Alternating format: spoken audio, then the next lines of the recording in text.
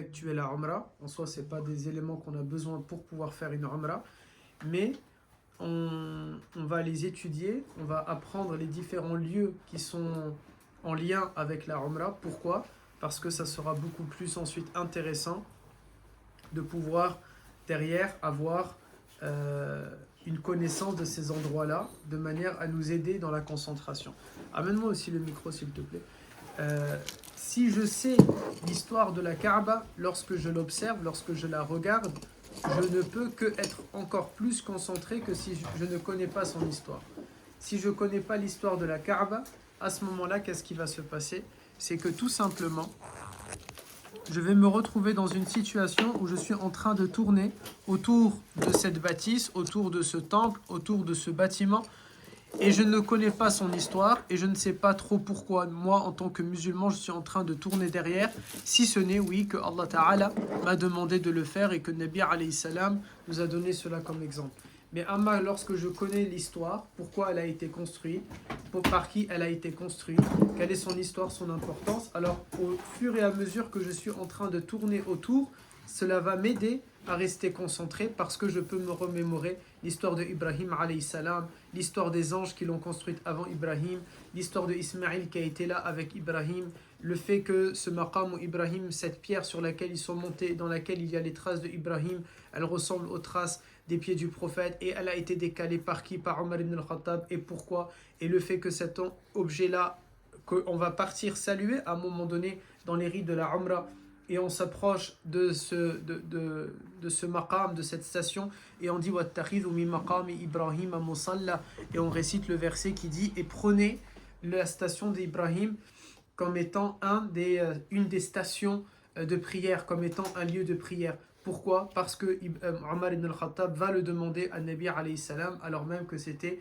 utilisé aussi par les Quraysh avant ça. Lorsque je vais savoir, par exemple, on a vu c'est quoi Shadrawan, ce lieu qu'il y a à la Kaaba et que les gens vont passer autour sans savoir c'est quoi Shadrawan. Et du coup, lorsqu'ils vont essayer de prier, bien sûr, regardez mes garçons, quand tu veux prier, forcément, et c'est normal, n'importe quelle personne qui est partie là-bas, elle va être contente de se dire ma prière elle a plus d'impact, plus de valeur parce que maintenant je suis arrivé à la ligne finale. Je suis devant le ground zero de la Qibla, ok? Je suis au point de départ, tout simplement, le ground zero. Younes, il a aimé la référence de ground zero, j'ai vu ton petit sourire. Je suis à la ligne de départ. Mais lorsque je suis dans cet endroit-là, il y a des lieux, même si bien sûr tout Al-Haram vaut 100 000 prières, toute la grande zone de Al-Haram, pas uniquement la mosquée, ton hôtel, les habitations, pendant très longtemps, pendant des dizaines et dizaines de kilomètres après, ça reste encore la zone sacrée d'Al-Haram. La zone sacrée d'Al-Haram, lorsqu'on arrive d'ailleurs en train, on est déjà nous en état de sacralisation, on reverra dans un cours, il y a différents types de lieux sacrés. Il y a ce qu'on appelle les territoires sacrés, Al-Madina et Makka a ce qu'on appelle le grand haram et le petit haram, plus Majid al-Haram. Majid al-Haram, il a un caractère spécial, on avait commencé à étudier par rapport à ça, et on a vu à l'intérieur de Majid al-Haram, de cette mosquée-là, qu'est-ce qu'il y a? Il y a la Kaaba, qu'est-ce qu'il y a? On avait vu Shadrawan, et on avait vu normalement quoi d'autre? Un troisième chose, oui. Et Maqam Ibrahim, on l'a vu peut-être, oui, et Maqam Ibrahim. Mais il y a aussi ce qu'on appelle le grand territoire d'Al-Haram, de Mecca.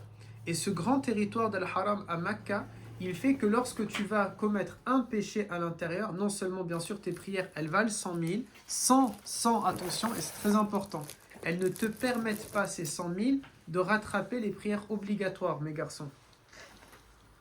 Il faut bien comprendre ça. Je ne sais pas comment on peut le trouver, une image pour bien le comprendre, comment on pourrait l'imaginer, Allahumma salli alayka sayyidi Rasulallah, quelque chose de comparable. Ça te permet d'obtenir des crédits, ok, d'obtenir des points salat, des crédits salat, mais qui ne rattrapent pas ce que tu dois. Mathalan, on va dire, c'est comme si maintenant l'État, il va te donner de l'argent, ok, avec les aides sociales, etc., etc.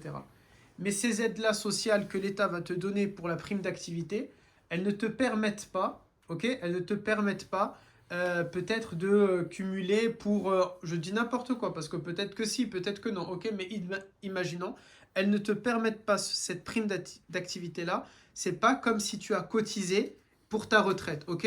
Et tu as gagné de l'argent, ok, mais ça ne va pas dans le même compte à la fin, ok? Je sais pas, quelque chose dans ce style-là, ben là, ce serait exactement pareil. Quand je vais prier là-bas, ça me permet d'avoir dans ma balance salat surérogatoire plus 100 000, plus 100 000, plus 100 000, plus 100 000. Mais dans la balance à salat wajiba, ok, el wajibat, les obligatoires, là non, ça ne rattrape pas les obligatoires. Sinon, bien sûr, c'est facile. Car je ne crois pas que dans toute notre vie, on fait 100 000 prières. Je ne crois pas. Ok, on a 5 prières par jour. Ça veut dire 5 fois 365. Ça doit faire à peu près j'arrondis à 2000 par an. 2000 par an, si tu vis 10 ans, ça te fait 20 000. À partir de 12 ans, bon, oui, peut-être que vous arrivez à 100 000, mais imaginez une seule salat et tu as déjà prié tout le quota de toute ta vie. Yani, ce ne serait pas logique, ok? Pourquoi à ce moment-là, on va faire nos 5 prières obligatoires? Là, quand je prie à Makka, ça rajoute dans la balance, dans le compte bancaire, voilà, mathalan, comme si tu as 2 comptes en banque, ok? Un compte d'épargne et ton compte courant. Quand je prie mes salats à Makka, ça me rajoute dans mon compte épargne, ok? Dans le compte bonus. Mais ça ne rajoute pas les prières dans le compte courant. Dans ton compte courant, peut-être tu as à découvert. Peut-être tu vas mettre de l'argent dans le compte d'épargne et tu restes à découvert dans ton compte courant des salats vis-à-vis de toi et de Allah Ta'ala. Ces 5 prières par jour, tu dois les rattraper physiquement. Physiquement. Mais ce qu'il y a de bien, c'est quoi? C'est que, mathalan, imaginons, j'ai 1000 prières obligatoires à rattraper. Si je les rattrape à Makka et je vais faire mon intention, Ya Allah, je vais rattraper un dhuhr. Là, ça ne vaut pas 100 000 dhuhr. J'ai rattrapé un dhuhr. Dans mon compte courant, maintenant, il y a plus un dhuhr, ok? Mais en même temps, dans le compte courant, ça a rattrapé une prière obligatoire et en parallèle, ça m'a rajouté 100 000 dans mon compte épargne. Vous saisissez? Là, il n'y a pas de mal. Là, la base. Là, ça passe de cette manière-là. Mais Amma, une prière que tu as ratée, c'est une prière que tu dois rattraper. Parce que sinon, d'ailleurs, le hadith du prophète alayhi salam qui nous enseigne et qui nous dit celui qui n'a pas rattrapé ses prières avant sa mort, c'est en enfer qu'il doit les rattraper. Ça, c'est ce que nous pensons dans l'islam. Les gens, ils peuvent y croire, pas y croire. Vous pouvez y croire, pas y croire. C'est ce que nous, on est en train de croire. Si réellement il y a la possibilité de faire les rak'a à Makkah, le prophète, lorsqu'il dit ça, il est où? Il se situe à Makkah. Au lieu de dire ça, qu'est-ce qu'il va dire aux compagnons? Faites des salats ici, alhamdulillah, vous serez sauvés, n'est-ce pas? Et il sait que sa communauté va venir, car la umrah est obligatoire et le pèlerinage est obligatoire. Donc, toute sa communauté est censée venir. Qu'est-ce qu'il va nous dire, alayhi salam? Il va nous dire, lorsque vous venez, faites quelques salats, et au moins vous êtes sûr de ne pas les rattraper en enfer. Amma là, il ne nous a pas dit ça. Donc quand on part, mes garçons, en Umrah, c'est bien de savoir toutes ces histoires-là, tous ces éléments-là. Ça nous aide à être concentrés, ça nous aide à savoir. Dans ce lieu qui est important, où les prières valent 100 000, il y a quand même des endroits où la prière, elle a une symbolique toute particulière. Une des 4 faces de la Kaaba, parce que c'est celle que le prophète choisissait pour être face aussi à Jérusalem, qui est très d'actualité en ce moment. Lorsque je sais l'endroit précis, là où il y a Shadrawan, ce lieu précis, tout autour de la Kaaba, ok, ces 4 faces, à peu près 12 mètres, 10 mètres, 11 mètres, 13 mètres, quelque chose comme ça, eh bien, il y a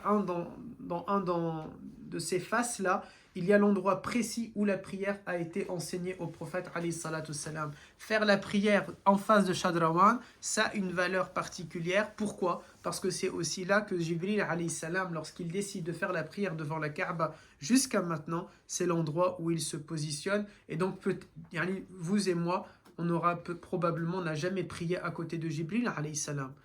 Pourquoi Sayyidina Jibril alayhi salam, il va choisir de venir prier à nos côtés? Pourquoi il va choisir de prier dans la mosquée où nous on va aller prier? Là, par contre, probablement, il se situe à Makkah, probablement à Al-Madina, lorsqu'il veut décider de prier. Et on sait que dans ce lieu-là, Shadrawan, c'est là où il a prié, ou ce qu'on appelle également Musalla Jibril. On sait c'est laquelle des 4 faces ou... Oui, je vous ai montré là où il y a les traces dans le cours dernier. Je vous ai montré la photo. Il y a plusieurs pierres. Hein? C'est là où il y a l'arc de cercle? Non, c'est pas là où il y a l'arc de cercle. Je vous ai montré la photo. C'est l'une des plaintes. Shadrawan, c'est les plaintes. Et j'ai dit, c'est là où il y a les morceaux de pierre, plusieurs pierres. Je pourrais vous renvoyer encore la photo. Et ça, bien sûr, Inch'Allah Ta'ala, lorsque on part ensemble, et chaque année, j'aimerais faire ça maintenant une tradition avec les garçons. À chaque fois, je vais montrer ce genre de choses parce que c'est important, c'est vraiment bien. Nous, on ne juge pas les gens, ok? Mais ça reste dommage, on regarde pour nous-mêmes. Imaginez, tu vas partir jusque là-bas, tu as dépensé de l'argent, du temps, de ta santé peut-être, et tu es passé juste à côté, tu as tourné 7 fois autour de la Kaaba minimum par jour, parce que normalement tu la salues chaque jour, ok? Et tu as tourné autour, et tu ne sais pas que c'est à ce lieu-là exactement que Jibril alayhi salam, il se tient peut-être pendant que toi tu es en train de tourner. Si tu sais ça, non seulement ça va t'inspirer une concentration davantage, mais aussi une certaine révérence, parce que tu ne peux pas être ailleurs. Lorsque tu tournes, tu ne peux plus être en live sur TikTok. Lorsque tu tournes, tu ne peux pas avoir l'esprit déconnecté. Non seulement tu es concentré par le lieu, non seulement tu es concentré par la vision de la Kaaba, mais on sait que ce n'est pas suffisant parce qu'on a vu des gens, et vous le voyez au quotidien des gens sur Twitter, sur Instagram et de partout, ils ne vont pas être concentrés en face de ça. Et n'oubliez pas, vous avez tous un qarin qui vous accompagne et qui n'est pas musulman, qui veut tout faire. C'est pas question, il n'est pas musulman dans le sens qu'il est mauvais, mais le qarin, ce mauvais esprit que Allah Ta'ala nous a assigné à chacun d'entre nous et qui veut te sortir de ta foi et qui veut te sortir de tes valeurs, de ce que Allah Ta'ala nous a demandé, etc. Et donc même dans ce lieu-là, ce qarin, il va s'exprimer et il va exercer son influence. Et donc voilà pourquoi pendant plusieurs séances, on est en train de voir ces différents lieux, mes garçons, c'est important. Même si tu ne vas pas en Umrah avec nous, même si tu n'y vas pas, ça reste important. Pourquoi? Parce qu'on tourne notre visage 5 fois par jour dans cette direction-là. Et ça doit devenir un peu plus qu'une qibla. Ça doit être un peu plus qu'une simple direction. C'est ok une direction, mais c'est aussi le lieu où Sayyidina Ibrahim a fait quoi? C'est le lieu où Sayyidina Ismaïl a marqué son histoire, a marqué sa vie. C'est le lieu où il y a tel événement, où il y a telle chose, où il y a telle chose. Et ça, mes garçons, imaginez. Imaginez si, je ne sais pas, je vous prends un exemple. Imaginez un chrétien qui ne sait pas c'est quoi la basilique Saint-Pierre. Alors que c'est la naissance de l'Église, elle est née à partir de cette pierre, le compagnon, l'apôtre Pierre qui va dire « Je m'appelle Pierre et sur cette pierre je vais bâtir mon Église ». Et ici, il ne sait pas que sa religion, elle est née à partir de là. Il est en train de passer à côté de toute sa foi, de toute sa religion, de toute sa pensée. Si quelqu'un de la communauté, je ne sais pas, un bouddhiste, mathalan, et il ne sait pas pourquoi Bouddha lui a demandé ça, pourquoi Bouddha lui a demandé ceci, c'est une religion qui va être vide de sens.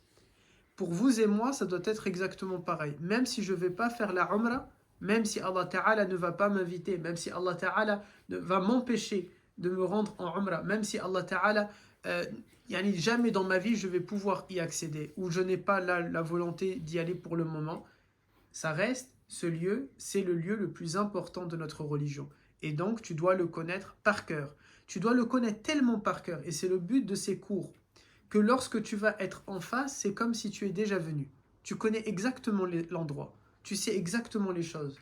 Et parfois, ça a pu être de cette manière-là. Tu as tellement appris sur un lieu que lorsque tu t'y trouves, c'est exactement comme si tu y étais, parce que tu l'as vu encore et encore, encore et encore. Ok, mes garçons? Aujourd'hui, on va parler probablement de plusieurs sujets. Le premier d'entre eux, c'est le puits de Zamzam. On ne l'a pas fait, n'est-ce pas, le puits de Zamzam? On n'a pas fait son histoire. Pareil, regardez, subhanallah, vous avez tous entendu plein de choses au sujet de l'eau de Zamzam, n'est-ce pas? Mais pourquoi il y a cette eau? D'où vient cette eau? Quelle est l'histoire de cette eau? Si simplement c'est de raconter Ismaïl a tapé des pieds et l'eau est sortie, c'est la moitié de l'histoire, parce qu'entre-temps, il a été recouvert par le sable et le puits a été enfui pendant des siècles, si ce n'est pas des millénaires et des millénaires, avant d'être redécouvert. Et donc, il y a une certaine histoire. Okay? Cette eau est particulière. Cette eau, ce puits, a une histoire spirituelle pour nous. Et donc, ça veut dire que je dois connaître. Si je me rends sur place et simplement je bois de l'eau de Zamzam, parce qu'on m'a appris à boire beaucoup de l'eau de Zamzam. Bien sûr, c'est ok, la base. Mais quand je vais boire de l'eau de Zamzam et je connais son histoire, je vais être attaché à cette eau-là peut-être. Je vais saisir que ce que je suis en train de boire, ce n'est pas une simple eau, c'est quelque chose où il y a derrière Allah Azza wa Jal, il y a derrière toute une histoire, il y a derrière l'histoire de notre religion. Et ça a une valeur qui est beaucoup plus grande, ok? Pourquoi l'eau de Zamzam, justement? Il faut savoir ce genre de choses, mes garçons, et c'est pas simplement une eau qui va être basique, et je vais me contenter de boire, tout simplement, et je n'ai pas très bien compris le sens, le sens des choses, ok? Bismillah. Vous êtes sûr que ça va? Ouais. Wallah? Ok. Alors, l'eau de Zamzam, tout d'abord, on remonte au moment où Sayyidina Ibrahim va recevoir l'ordre de la part de Allah Azza wa Jal de quitter la Palestine avec son épouse Hajar et leur fils Ismaïl. Vous vous souvenez de cette histoire? Et on a raconté qu'il va les ramener dans un désert, dans un lieu, on avait vu ça dans la voie prophétique. Il les amène dans un endroit, et dans cet endroit-là, il va leur dire, je vais vous laisser là, et il va faire demi-tour. Et Hajar, elle va demander, est-ce que c'est Allah qui t'a demandé de nous laisser là? Et Ibrahim ne veut pas répondre, et il part sans se retourner. Pourquoi? C'est une tarbiya, ici c'est une éducation. Il a peur de dire une parole, il a peur de dire oui, Allah Ta'ala a demandé. Et ensuite, peut-être son épouse, pas parce que c'est une femme, mais tout simplement parce qu'elle n'est pas prophète et lui, il est prophète, peut-être qu'elle va en vouloir à Allah Azza wa Jal. Et ça nous donne un enseignement, un big enseignement. Je vous ai toujours dit, notre méthodologie, mes garçons, c'est que nous, on apprend la religion, mais on doit tirer des enseignements et des moralités. On doit remettre les choses dans leur contexte. Si simplement je lis une histoire pour la lire, je passe à côté de l'essentiel. C'est quoi la moralité ici? La moralité, c'est que parfois, on ne va pas dire aux gens, oui, Allah Ta'ala t'a rendu obligatoire cela. Parce que les gens, ils vont en vouloir à Allah Azza wa Jal. Il faut amener les choses avec diplomatie, petit à petit, avec douceur. C'est de cette manière-là qu'on est en train d'essayer d'avancer et d'éduquer les gens. C'est par exemple un enfant, tu ne lui dis pas, la police, elle va t'arrêter si tu fais ça. Mais tu vas lui apprendre que faire ça, ce n'est pas joli, ce n'est pas bien. Et plus tard, tu vas lui parler des sanctions, n'est-ce pas? Eh bien, avec Allah Ta'ala, c'est exactement pareil. Il n'y a pas le concept de la sanction d'emblée, directement, mais c'est d'abord, je suis en train d'essayer d'éduquer, de transmettre un message, et après, plus tard, on peut parler que c'est un ordre de la part de Allah Azza wa Jal, etc., etc. Hajar, elle accompagne donc Ibrahim, et pendant tout le chemin, elle mange des dattes, et les différents fruits qu'elle mange, et elle garde les pépins. Là aussi, ça nous montre un autre enseignement, celui de la prévoyance, le tawakkul ala Allah, mes garçons, la confiance en Allah, c'est de prendre des provisions. Elle est la première, du coup, la première d'entre nous à avoir fait le pèlerinage jusqu'à ce lieu-là, ok? Et lorsqu'elle part, elle se charge de provisions. Elle va préparer son voyage. Elle ne va pas y aller simplement en disant « moi, j'ai confiance en Allah ». Non, elle va garder les différentes graines, elle les garde, elle les garde. Lorsqu'elle arrive et Ibrahim s'en va, à ce moment-là, elle va commencer à faire, on avait dit, les 7 allers-retours. Elle va monter dans le mont As-Safa, un monticule, une petite montagne, et de là, elle va chercher au loin, est-ce qu'il y a de l'eau? Elle est troublée par un mirage, c'est-à-dire elle croit qu'il y a de l'eau sur Al-Marwa, mais il n'y a pas d'eau. Elle va déferler jusqu'à Marwa, et ensuite, de nouveau sur Safa, de nouveau sur Marwa, et elle va faire 7 allers-retours. Quand on dit 7 allers-retours, ce n'est pas Safa, Marwa et retour jusqu'à Safa. Un aller, c'est ce qu'on appelle un shout.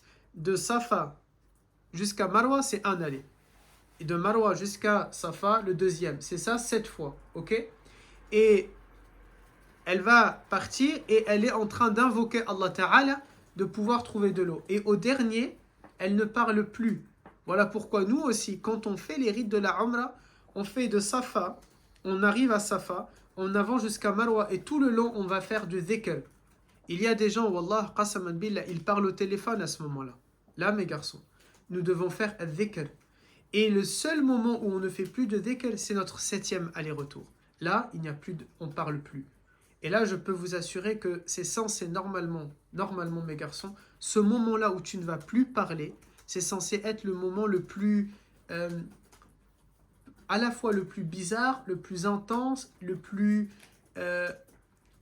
entre la crainte et l'espoir. Pourquoi? Parce que c'est le dernier acte avant que tu vas raser ta tête ou avant que tu vas raccourcir tes cheveux. Tu as fait tout le trajet de Medina jusqu'à Mecca, pendant 2 heures ou 3 heures, tu étais en train de... Si tu fais en train, ceux qui ont fait en car, c'est pendant toute une journée. S'ils l'ont correctement fait, ils sont en train de répéter la talbiya, la talbiya. Ensuite, ils ont tourné 7 fois autour de la Kaaba. Ensuite, ils ont prié 2 rak'a. Ils ont salué Maqam Ibrahim d'abord. Après, ils ont fait les 2 rak'a. Et s'ils ont eu du courage et ils ont eu la possibilité, parce qu'il n'y avait pas trop de monde, à chaque 7 allers-retours, ils se sont approchés à la fois de la pierre noire et à la fois de l'angle yéménite. Et ensuite, ils ont fait les 2 rak'a, ils ont bu de l'eau de Zamzam, ils ont fait 7 allers-retours entre Safa et Marwa, avec, dans les 7 allers-retours, le moment où il faut être en sprint pour courir pour les hommes, et en train de faire que du dhikr, tout au long de ces 7 allers-retours, tout comme autour des 7 tours, autour de la Kaaba, où ils sont censés être en train de faire du dhikr. Imaginez, ta langue, elle est censée faire que askar, pendant 2, 3, 4 heures, uniquement du dhikr. Ok? Et ensuite, ils vont arriver au 7e moment, et c'est là où il y a ce silence-là. On ne parle plus, et maintenant on sait qu'il nous reste plus que peut-être 200 mètres, 100 mètres, pour savoir est-ce que notre Umrah elle a été acceptée. Voilà pourquoi ce silence entre la crainte et l'espoir. Est-ce que tout ce que je viens de faire là, Allah Ta'ala, est-ce que je marche maintenant silencieux vers le repentir accepté, ou bien je marche vers quelque chose qui n'a pas été accepté par Allah Azza wa Jal. Et Allahu A'lam, on ne le sait pas. Et quand je vais arriver, je vais raser ma tête ou raccourcir mes cheveux, c'est comme si je suis en train de faire tomber ces péchés, en espérant, que je suis en train de faire tomber ces péchés-là, ils sont en train de s'en aller, ils sont en train de partir. C'est qui sonne à cette heure-ci? Il manque qui là? 3, 6, 9, 10. Regarde, c'est qui à la caméra? C'est qui le 11e qui manque? Ceux du groupe de la Umrah, 3. C'est le père et son fils. Mais c'est une malade. C'est les voisins, ils sont trompés, je crois. Attends. Non, parce que j'ai annulé une activité. N'importe quoi. Ah oui. Oui. Oui. Ça va quoi? C'est la voisine? Oui, alhamdoulilah. Non, dis-moi. Ah oui, c'est un jeune qui a dû la mettre. Sûr? Sûr? Ok, c'est bon. Désolé, hein? Non, désolé. Ok. Merci.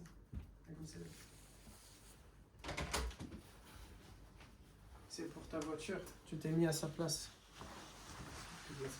Non. Elle m'a dit c'est pas grave, mais ça veut dire c'est grave.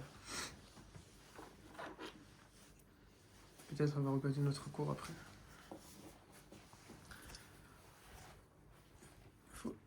Après, vous me dites au bout d'un moment que je vérifie s'il y a de la batterie ou il n'y a pas de la batterie. Tu penses à ne pas te mettre du coup là, au cas où. Je peux me lever de temps en temps regarder ou... Oui, bien sûr. C'est mieux. Du coup, où est-ce qu'on en est? Qu'est-ce que j'étais en train de raconter? Pour le 7e aller. Aïwa, je suis en train de revenir.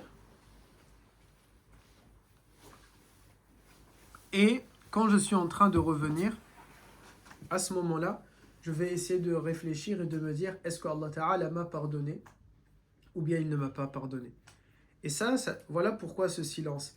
Chaque chose, elle a un impact. Mais ce silence, il est aussi, ok, c'est ça, mais c'est également se souvenir que Hajar, radiallahu anha, elle-même s'est tue à ce moment-là.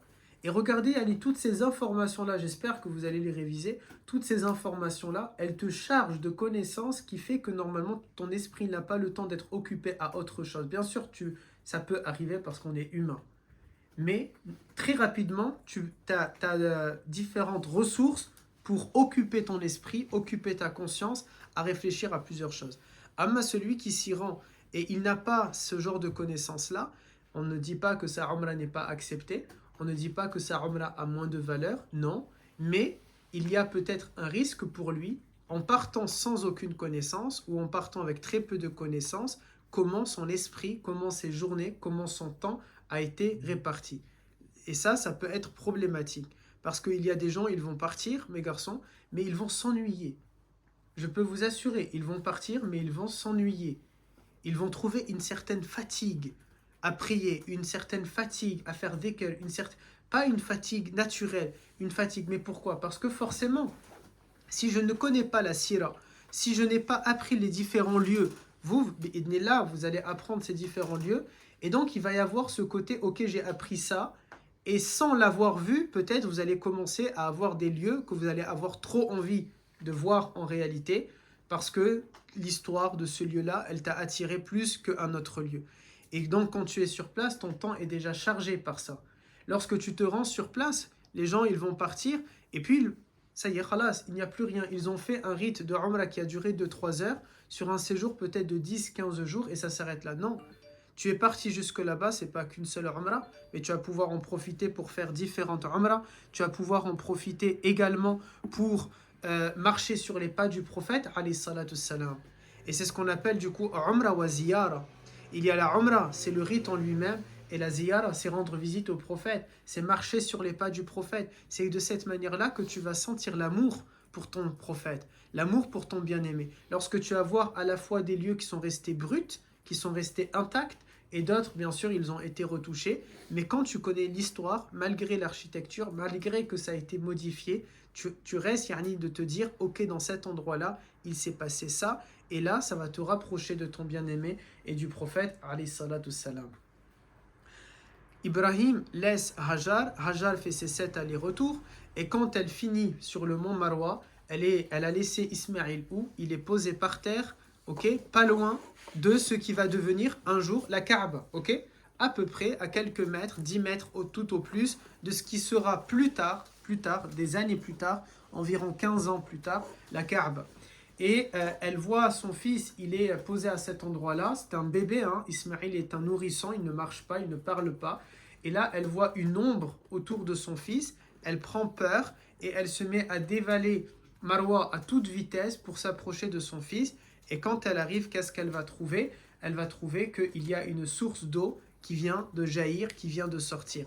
Yani Ismaïl alayhi salam, soit Amma, ce sont les pieds, le talon de Ismaïl en tapant qui a fait jaillir la source, ok, par ordre de Allah Azza wa Jal, ou bien c'est Sayyidina Jibril qui a tapé avec son bâton et ensuite l'eau elle a jailli. Dans les deux cas, l'eau est sortie pour qui? Pour Hajar et Ismaïl.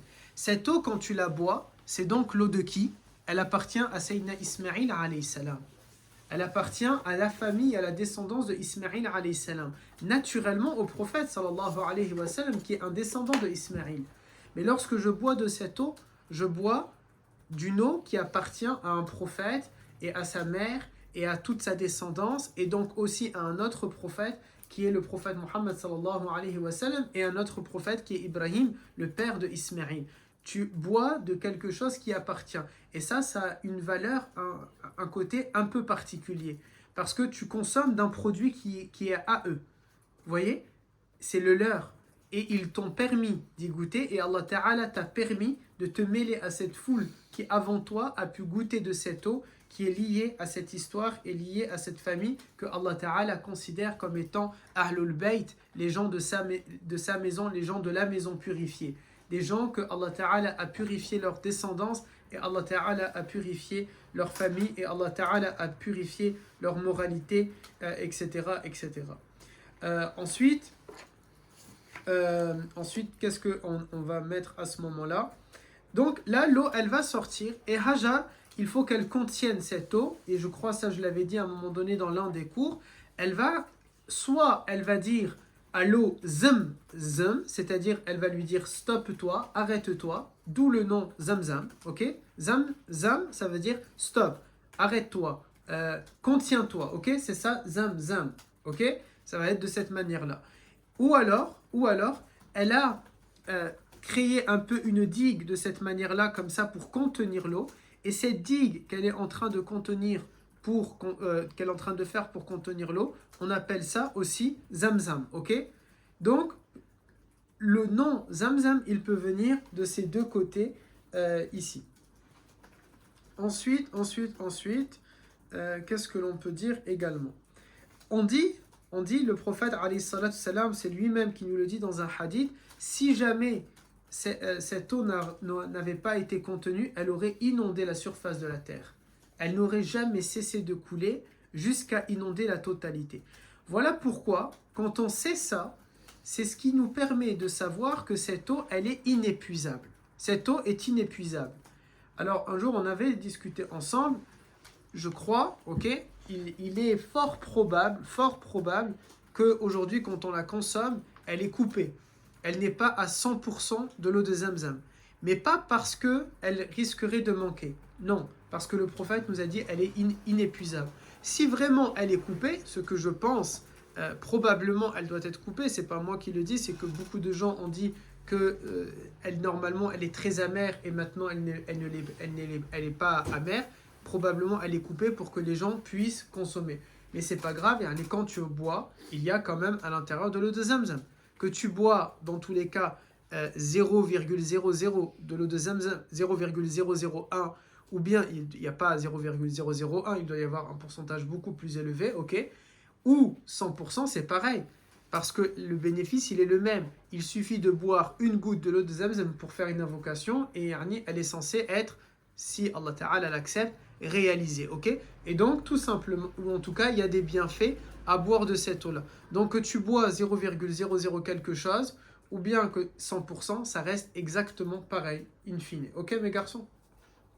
Yes. Vous pensez, ils font quoi du coup du reste? Voilà, du reste, qu'est-ce qu'ils doivent en faire? Moi, selon moi, je pense qu'ils doivent se le garder pour certains d'entre eux. Quand on sait qu'il y a à peu près 4000 princes là-bas, je pense que c'est pour eux-mêmes. Et puis voilà. Je pense. Allahu a'lam. Peut-être que finalement, elle n'est pas du tout coupée. Vous voyez? Je ne sais pas. Mais probablement que si. Et si elle est coupée, dans tous les cas, nous, ça ne change rien pour nous, car il y a toujours dedans. Et surtout, il faut se dire ça, si elle est coupée, c'est juste pour une raison politique, ou une question des rageux, vous voyez, pour eux-mêmes, ils voudraient se garder un bienfait. Mais ce n'est pas une question qu'elle va être épuisée à un moment donné. Sa source est divine. Sa source, elle n'est pas terrestre. De la même manière que Allah Ta'ala et que le prophète nous a dit que le Nil, vous voyez le Nil qui traverse l'Égypte, on peut te dire non, sa source, elle vient de telle montagne ou de je sais pas. Là, le prophète nous a dit que le Nil, sa source, elle vient du paradis. Cette rivière-là, sa source, elle vient d'ailleurs. Elle n'est pas terrestre. Vous voyez? Il n'y a pas que l'eau de Zamzam qui a cette forme d'origine qui vient d'ailleurs, subhanallah. Ok? Dis-moi. Pardon, certaines personnes ont aussi émis l'idée au sujet de l'eau de Zamzam qu'il y a, vous savez, sous terre, il y a des rivières souterraines. Il y a la nappe phréatique, entre guillemets des espèces de lacs, ok, qu'il y a en bas, et il y a aussi des rivières, et des lacs et des fleuves souterrains. Et certains ont émis l'idée que probablement elle vient depuis le pôle Nord. Parce que lorsqu'ils ont analysé, ils ont trouvé quelques ressemblances et similitudes entre l'eau qui vient de là-bas et l'eau de Zamzam. Maintenant, ces similitudes, en soi, vous savez, si vous buvez de l'épar ou du contrex, il y a du magnésium et du magnésium. Donc, est-ce qu'ils ont dit ça parce qu'elles sont riches dans les mêmes minéraux? Allahu a'lam. Ok? Nous, on dit, sa source, elle n'est pas terrestre. Donc, ça veut dire, logiquement, ça ne vient pas du pôle Nord. Dites-moi, il y avait des questions, je crois, ici. Moi, j'avais une question. Vous avez dit, il suffit de boire une goutte de l'eau de Zamzam pour bénéficier des bienfaits. Le prophète alayhi salam nous a dit que lorsque l'on boit de l'eau de Zamzam, il y a bien sûr une dua spécifique à faire, que l'on va revoir quand on va faire les rites de la Umrah spécifique qu'il ne faut absolument pas que vous manquez à ce moment-là, parce que c'est ça qui va faire valider la Umrah. Et à l'intérieur, il y a l'eau, le fait de boire de l'eau de Zamzam dans les différents rites. Bon, en l'occurrence, c'est un rite sunna, mais ça fait partie des rites que l'on fait. Et il y a une dua spécifique à faire. Donc là, on ne va pas la voir ici. Mais dans tous les cas, on fait les invocations de notre choix. Okay? Il y a toute une méthodologie aussi pour boire de l'eau de Zamzam. Quand je vais faire cette méthodologie, je mets un genou à terre pour nous les hommes. Okay? On s'assoit, en tout cas, pour boire de l'eau de Zamzam. On en boit et ensuite on en prend dans notre main et on en met comme ça sur notre tête. C'est pas simplement de boire. Regardez là encore, mes garçons, on n'est pas, nous, en train de juger. Mais c'est dommage, imaginez, vous allez partir jusque là-bas et vous n'avez pas appris ce genre d'informations. Et simplement, tu as bu de l'eau de Zamzam. Pour nous, et même la femme, elle est censée prendre et elle va mettre. Voilà pourquoi, sauf bien sûr si elle a un voile qui risquerait d'être transparent, à ce moment-là, elle ne va pas le faire, ok? Ou alors elle va lever, elle va mettre discrètement comme ça, et sinon, c'est pas très grave pour elle. Mais sinon, pour nous les hommes, tu vas prendre et tu vas tremper ta tête juste après. Ce genre de symbolique-là, c'est comme si tu as fait le travail à moitié. Tu es parti, tu as espéré toucher ta récompense, probablement que la récompense, elle n'est pas liée à ce genre de choses. Mais tu n'as pas suivi exactement ce que le prophète nous a enseigné. Or, qu'est-ce qu'il a dit lorsqu'il part faire ses umrah, ou lorsqu'il part faire son hajj? Il dit « Khudhu minni manasikakum » observez-moi bien et prenez exemple exactement sur manasikakum, sur vos rites, sur al-manasik. Al-manasik, ce sont les rites de la umrah ou bien les rites du hajj. Observez-moi et recopiez exactement ce que je vais faire. Et lors du hajj, notamment, qu'est-ce qu'il va dire? Observez-moi bien parce que je ne sais pas si je serai là l'année prochaine pour vous montrer. C'est maintenant le moment ou jamais pour vous d'observer exactement. Alhamdulillah pour nous, ils étaient 90 000 à observer qu'est-ce qu'il était en train de faire, ce qui fait qu'on est sûr qu'est-ce qu'il faut faire et qu'est-ce qu'il ne faut pas faire. Ok? J'ai répondu à la question, mon grand? Oui. Il y avait une autre question? C'est vrai que parmi les bienfaits, elle guérit. Alors, parmi, oui, les bienfaits, elle guérit. Il y a une guérison. Maintenant, il faut toujours le voir comment. Il y a des mots MAUX qui se guérissent, vont se guérir, mes garçons, avec la médecine normale, conventionnelle, que l'on connaît. Un mal de tête, pardon, je redis. Il y a des mots MAUX qui se guérissent à la fois avec des soins conventionnels et des soins alternatifs. Il y a des mots MAUX qui se guérissent uniquement avec la médecine conventionnelle. Et il y a des mots MAUX qui vont se guérir probablement uniquement avec quelque chose de spirituel. Et c'est à nous maintenant de trouver cette distinction-là. Et parfois, et si un mot MAUX, un mal, mathalan, prenez le cancer. Le cancer, l'eau de Zamzam ne guérit pas du cancer. Sinon, je peux vous assurer qu'il n'y aurait aucun laboratoire de recherche. Tout simple. Et je peux vous assurer que on se bat, n'est-ce pas, pour le pétrole dans le monde entier. Il y aurait eu déjà des guerres depuis longtemps là-bas pour récupérer de cette eau. Il ne faut pas être, voyez, très intelligent pour se le dire. La guerre de l'eau, elle a commencé il y a super longtemps. Les gens, ils se battent pour l'eau du Jourdain, sur le plateau du Golan. Ils se battent pour l'eau en Égypte avec le Soudan. Ils se battent pour l'eau en Syrie. Ils se battent pour l'eau en Perse. Ils se battent pour l'eau en Turquie. Et de partout, le monde se bat pour de l'eau. Ok? De partout, le monde se bat pour avoir de l'eau. Si véritablement cette eau, elle guérit toutes les maladies, y compris celles qui sont censées être guéries par des soins conventionnels, alors il est évident que cette eau aurait été volée déjà depuis longtemps. Or, l'Arabie, c'est le seul pays qui n'a jamais été colonisé. Okay? L'un des seuls pays qui n'a jamais été colonisé, et on n'est pas parti récupérer ça. Ou bien, il y aurait des gens, qu'est-ce qu'ils auraient fait lorsqu'il y a eu déjà des conflits avec l'Arabie Saoudite et d'autres pays, c'est pas nouveau. Eh ben, ils auraient envoyé un missile, vous voyez, et hop, vous venez de perdre votre eau, tout simplement. Donc, forcément, il faut réfléchir. Il y a un cancer, ça se guérit avec la chimiothérapie, ou bien ça ne se guérit pas, ok, tout simplement. Mais, parfois, naam, c'est vrai, ce genre de maladies qui ne se guérissent pas, ou bien qui peuvent se guérir avec des soins conventionnels, c'est possible qu'ils se guérissent de manière surnaturelle. Et là, on parle de quoi? De miracle. Oui, le miracle, il existe dans notre religion. Nous appelons ça une ni'ma, une mu'ajiza, ok? Allah Ta'ala peut faire des miracles, bien sûr, car Allah Ta'ala est capable de tout. Alors, c'est vrai que si tu bois de l'eau de Zamzam, peut-être ça peut provoquer un miracle. Mais ça ne guérit pas comme ça, instantanément, de toutes les maladies. Et puis, il y a d'autres mots, MAUX, d'autres maladies qui n'ont pas besoin, elles, d'un Doliprane ou d'une chimiothérapie ou d'une opération. Non, ce sont des maladies qui sont plutôt intérieures. Et ça, c'est l'eau de Zamzam qui va pouvoir, en effet, t'aider à les guérir. Comme quoi? Je ne sais pas, prenez quelqu'un qui est très anxieux. Tous les médicaments qu'on va te donner contre l'anxiété, les médecins eux-mêmes, ils ne les recommandent pas. Ils disent que c'est parfois mauvais, n'est-ce pas? Et il faut faire un effort sur soi-même, il faut écouter de la musique, il faut prendre du temps pour soi, faire du sport, marcher, n'est-ce pas? Ils vont vous donner plusieurs types de choses. On peut imaginer l'eau de Zamzam, du coup, elle peut t'aider à guérir de l'anxiété. Elle peut t'aider à guérir de la dépression.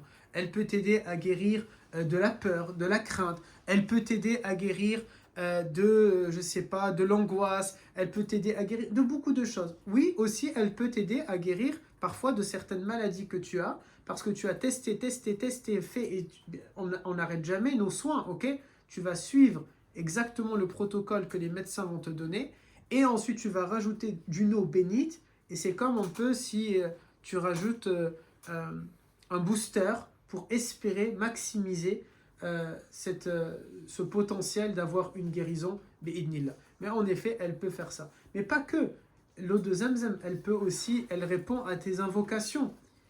Ok? Donc tu peux demander ce que tu veux en espérant que Allah Ta'ala va te le passer et va t'exaucer. Cette eau, elle va donc être contenue. Lorsqu'elle est contenue par Sayyida Hajar radiyallahu anha, les oiseaux vont la repérer au loin. Vous savez qu'il y a des oiseaux qui peuvent sentir l'eau à des kilomètres et des kilomètres et des kilomètres à la ronde. Et ils vont commencer à tourner en haut. Et ça va attirer l'œil des caravanes qui sont lointaines, qui ont toute une carte. Ils savent très bien qu'il n'y a pas de point d'eau là. Mais comme ils voient les oiseaux tourner, ils se disent c'est qu'il y a de l'eau. Donc, tout simplement, peut-être un puits vient d'être découvert ou vient d'être creusé. Ils vont arriver jusque là-bas. Et c'est ce qu'on appelle les Arabes al-A'rab musta'arida, les Arabes de souche, ok? Puisque Ismaïl en lui-même n'est pas arabe. Son père est irakien et sa mère est égyptienne. Ok? Il n'était pas arabe.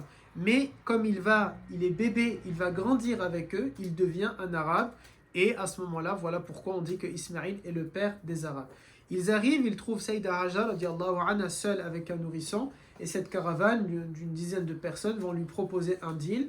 Nous, on va abreuver nos animaux ici. Au lieu qu'on aille maintenant loin, on va rester dans cet endroit. Parce que cet endroit-là, bien avant Ibrahim alayhi salam, tout le monde sait, parce qu'il y a eu des prophètes avant Ibrahim, tout le monde sait que c'est un territoire sacré. Il n'y a rien pourtant, la Kaaba n'est pas là. Mais on sait que cette vallée est sacrée. Et du coup, on va aimer y séjourner et on va aimer y vivre à l'intérieur, sauf que la vie y était impossible. Il n'y a pas de plantes, il n'y a pas d'eau, c'est aride et il fait très chaud. Là maintenant, il y a un point d'eau. Qui dit point d'eau, on va pouvoir faire des cultures. On va pouvoir faire descendre peut-être la température. On va pouvoir se nourrir. Et donc, ils vont proposer un deal à Hajar radiyallahu anha. On vit ici avec toi. Nous, on assure ta protection et l'éducation de ton fils pour en faire un bonhomme. Pas dans le sens macho du terme, ok, mais pour l'éduquer parce qu'il n'a pas son père autour de lui. Et toi, en échange, tu vas nous laisser, nous aussi, profiter de l'eau et on va alterner. Peut-être un jour oui, un jour non, etc. Et Hajar radiyallahu anha, elle va accepter. À partir de là, ce puits, il va être entretenu. Et beaucoup plus tard, mais là on l'avait déjà vu, c'est là où beaucoup plus tard, Ibrahim vient rendre visite à son fils qui est déjà un grand adolescent. Et ensemble, ils vont construire la Kaaba, à peu près à 10 mètres de ce puits qu'ils ont découvert. Ok, découvert plutôt quand il était bébé, ce puits était apparu. Ce puits va rester ainsi pendant plusieurs années. Et puis à un moment donné, il va sécher, il va être recouvert par le sable et du coup il va disparaître. Mais aussi, avant de revenir à ça, Jibril alayhi salam, il était revenu voir Sayyida Hajar et il va lui parler, il va prendre la forme d'un homme et lorsqu'il va se rapprocher d'elle, elle va s'écarter en ayant peur et elle va lui demander qui tu es, il va lui dire qu'il est quelqu'un qui vient avec la paix et ensuite il va lui dire à qui vous a laissé Ibrahim et elle va lui dire il nous a laissé à Allah et Jibril va lui dire tu dis vrai Hajar, Allah ne vous abandonnera pas, il vous protégera et il vous a établi ici dans une vallée qui est sacrée. Et ensuite Jibril alayhi salam, il est parti et c'est de là que Hajar, elle va vivre. Pendant des siècles et des siècles, ça va rester de cette manière-là. Et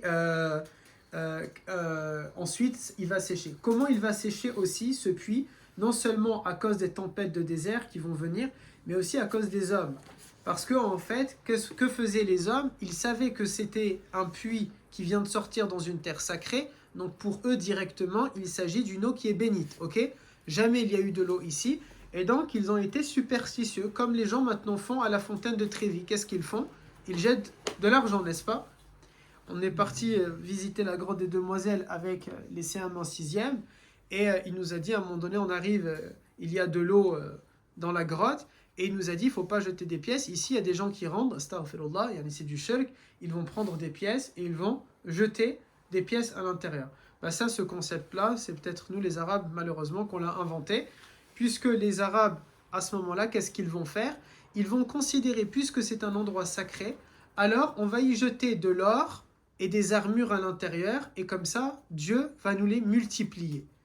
Et à force de jeter de l'or, de l'argent, des armures, des boucliers, et tout ça à l'intérieur, plus les tempêtes de désert, etc., eh ben le puits, totalement, il a été, au bout d'un moment, bouché, il n'y avait plus d'eau, il a été laissé à l'abandon, jusqu'à ce qu'il ait totalement disparu, et qu'on n'a plus aucune trace de ce puits pendant des siècles et des siècles, voire des millénaires, plus aucune trace, on ne sait pas où est ce puits, ok? Aucune trace de où est le puits actuellement.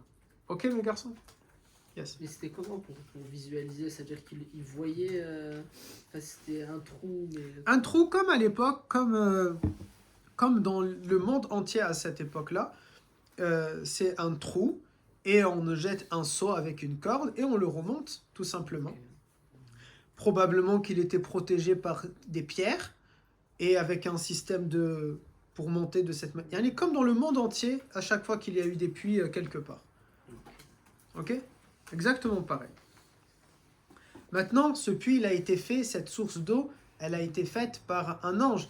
Donc, c'est comme si la terre, tout simplement, elle est parfaite. Et c'est comme si la terre, elle s'est ouverte, ok? Et on peut descendre directement après pour aller chercher de cette eau-là. Ok? Donc, c'est resté de cette manière-là. Et puis, plusieurs milliers d'années après, un homme, Abdul Muttalib, qui est Abdul Muttalib? Non, le grand-père du prophète, ok? Le grand-père paternel du prophète. Rappelez-vous, le prophète n'a pas de père à sa naissance. Il est mort, son père, alors que le prophète était, je ne sais pas si on appelle ça, âgé de 4 mois dans le ventre de sa mère, ok? Et son père va décéder.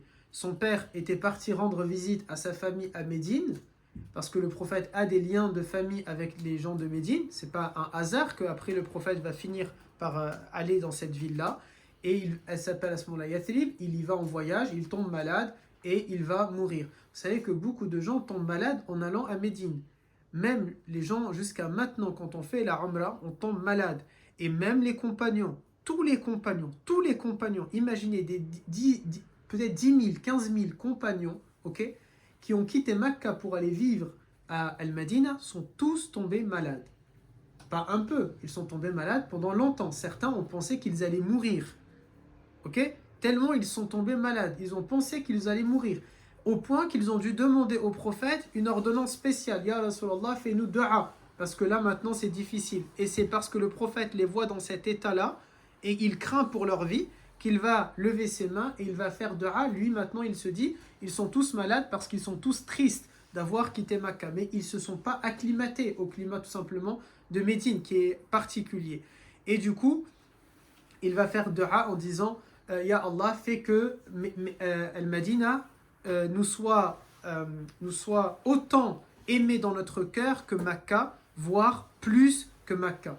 Voilà pourquoi c'est bien si on aime normalement Al-Madina plus que Mecca, car le prophète a dit Kahubbi Makkata ou ashad. Au moins un minima pareil que Mecca, ou bien plus.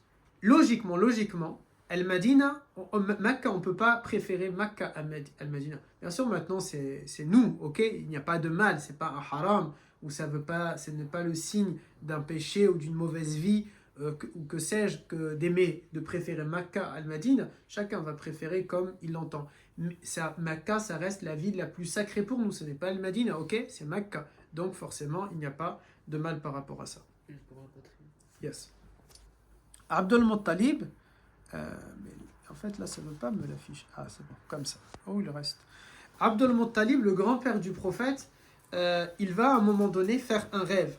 Il fait un rêve pendant 3 jours successifs. Il fait un rêve et juste avant, sur les rêves, on n'a pas les compagnons qui nous disent j'ai fait un... Vous savez, maintenant, dans notre communauté, ils aiment trop dire j'ai rêvé, donc ça veut dire là.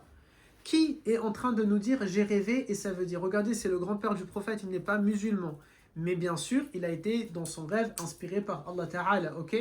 Mais on n'a pas les compagnons qui sont en train de nous dire ça. Aujourd'hui, il y a des gens, ils vont interpréter, dire je suis. En gros, c'est comme si, subhanallah, ils disent que Allah Ta'ala va leur insuffler comme ça une idée, comme il l'a fait avec quelques personnages quand on regarde dans notre religion. Enfin, Abdul Muttalib, il va faire un rêve pendant 3 jours successifs, ok? Un rêve dans lequel on va lui demander à l'intérieur, ô Abdul Muttalib, déterre le puits de Zamzam. Et lui, il sait de nom c'est quoi Zamzam, parce que dans les récits, dans les histoires, dans les contes anciens, on sait qu'un jour, il y a des milliers et milliers d'années, vous savez, once upon a time, il était une fois, un puits existait autour de Quraysh. Mais où? Allahu A'lam, personne ne sait. Il n'y a personne qui est vivant maintenant, et nos grands-pères n'étaient pas vivants, nos arrière-grands-pères n'étaient pas vivants, pour qu'on sache à quel endroit ce puits était exactement. Mais on lui demande, tu vas déterrer le puits de Zamzam. Pendant 3 nuits successives, on lui demande ça. Et, pendant 3 nuits, on lui demande de déterrer quelque chose. Mais on ne dit pas qu'est-ce qu'il doit déterrer exactement. On ne dit pas qu'il s'agit du puits de Zamzam, ok? Et chaque nuit, il y a des indices supplémentaires sur le lieu où il doit partir pour aller déterrer cette chose-là qu'on est en train de lui demander, ok? Chaque nuit, on va lui donner un indice pour l'orienter. C'est, comment on appelle ça? Un escape game au final, ok? C'est peut-être quelque chose... C'est ça un escape game? Non, c'est pas du tout ça. Hein?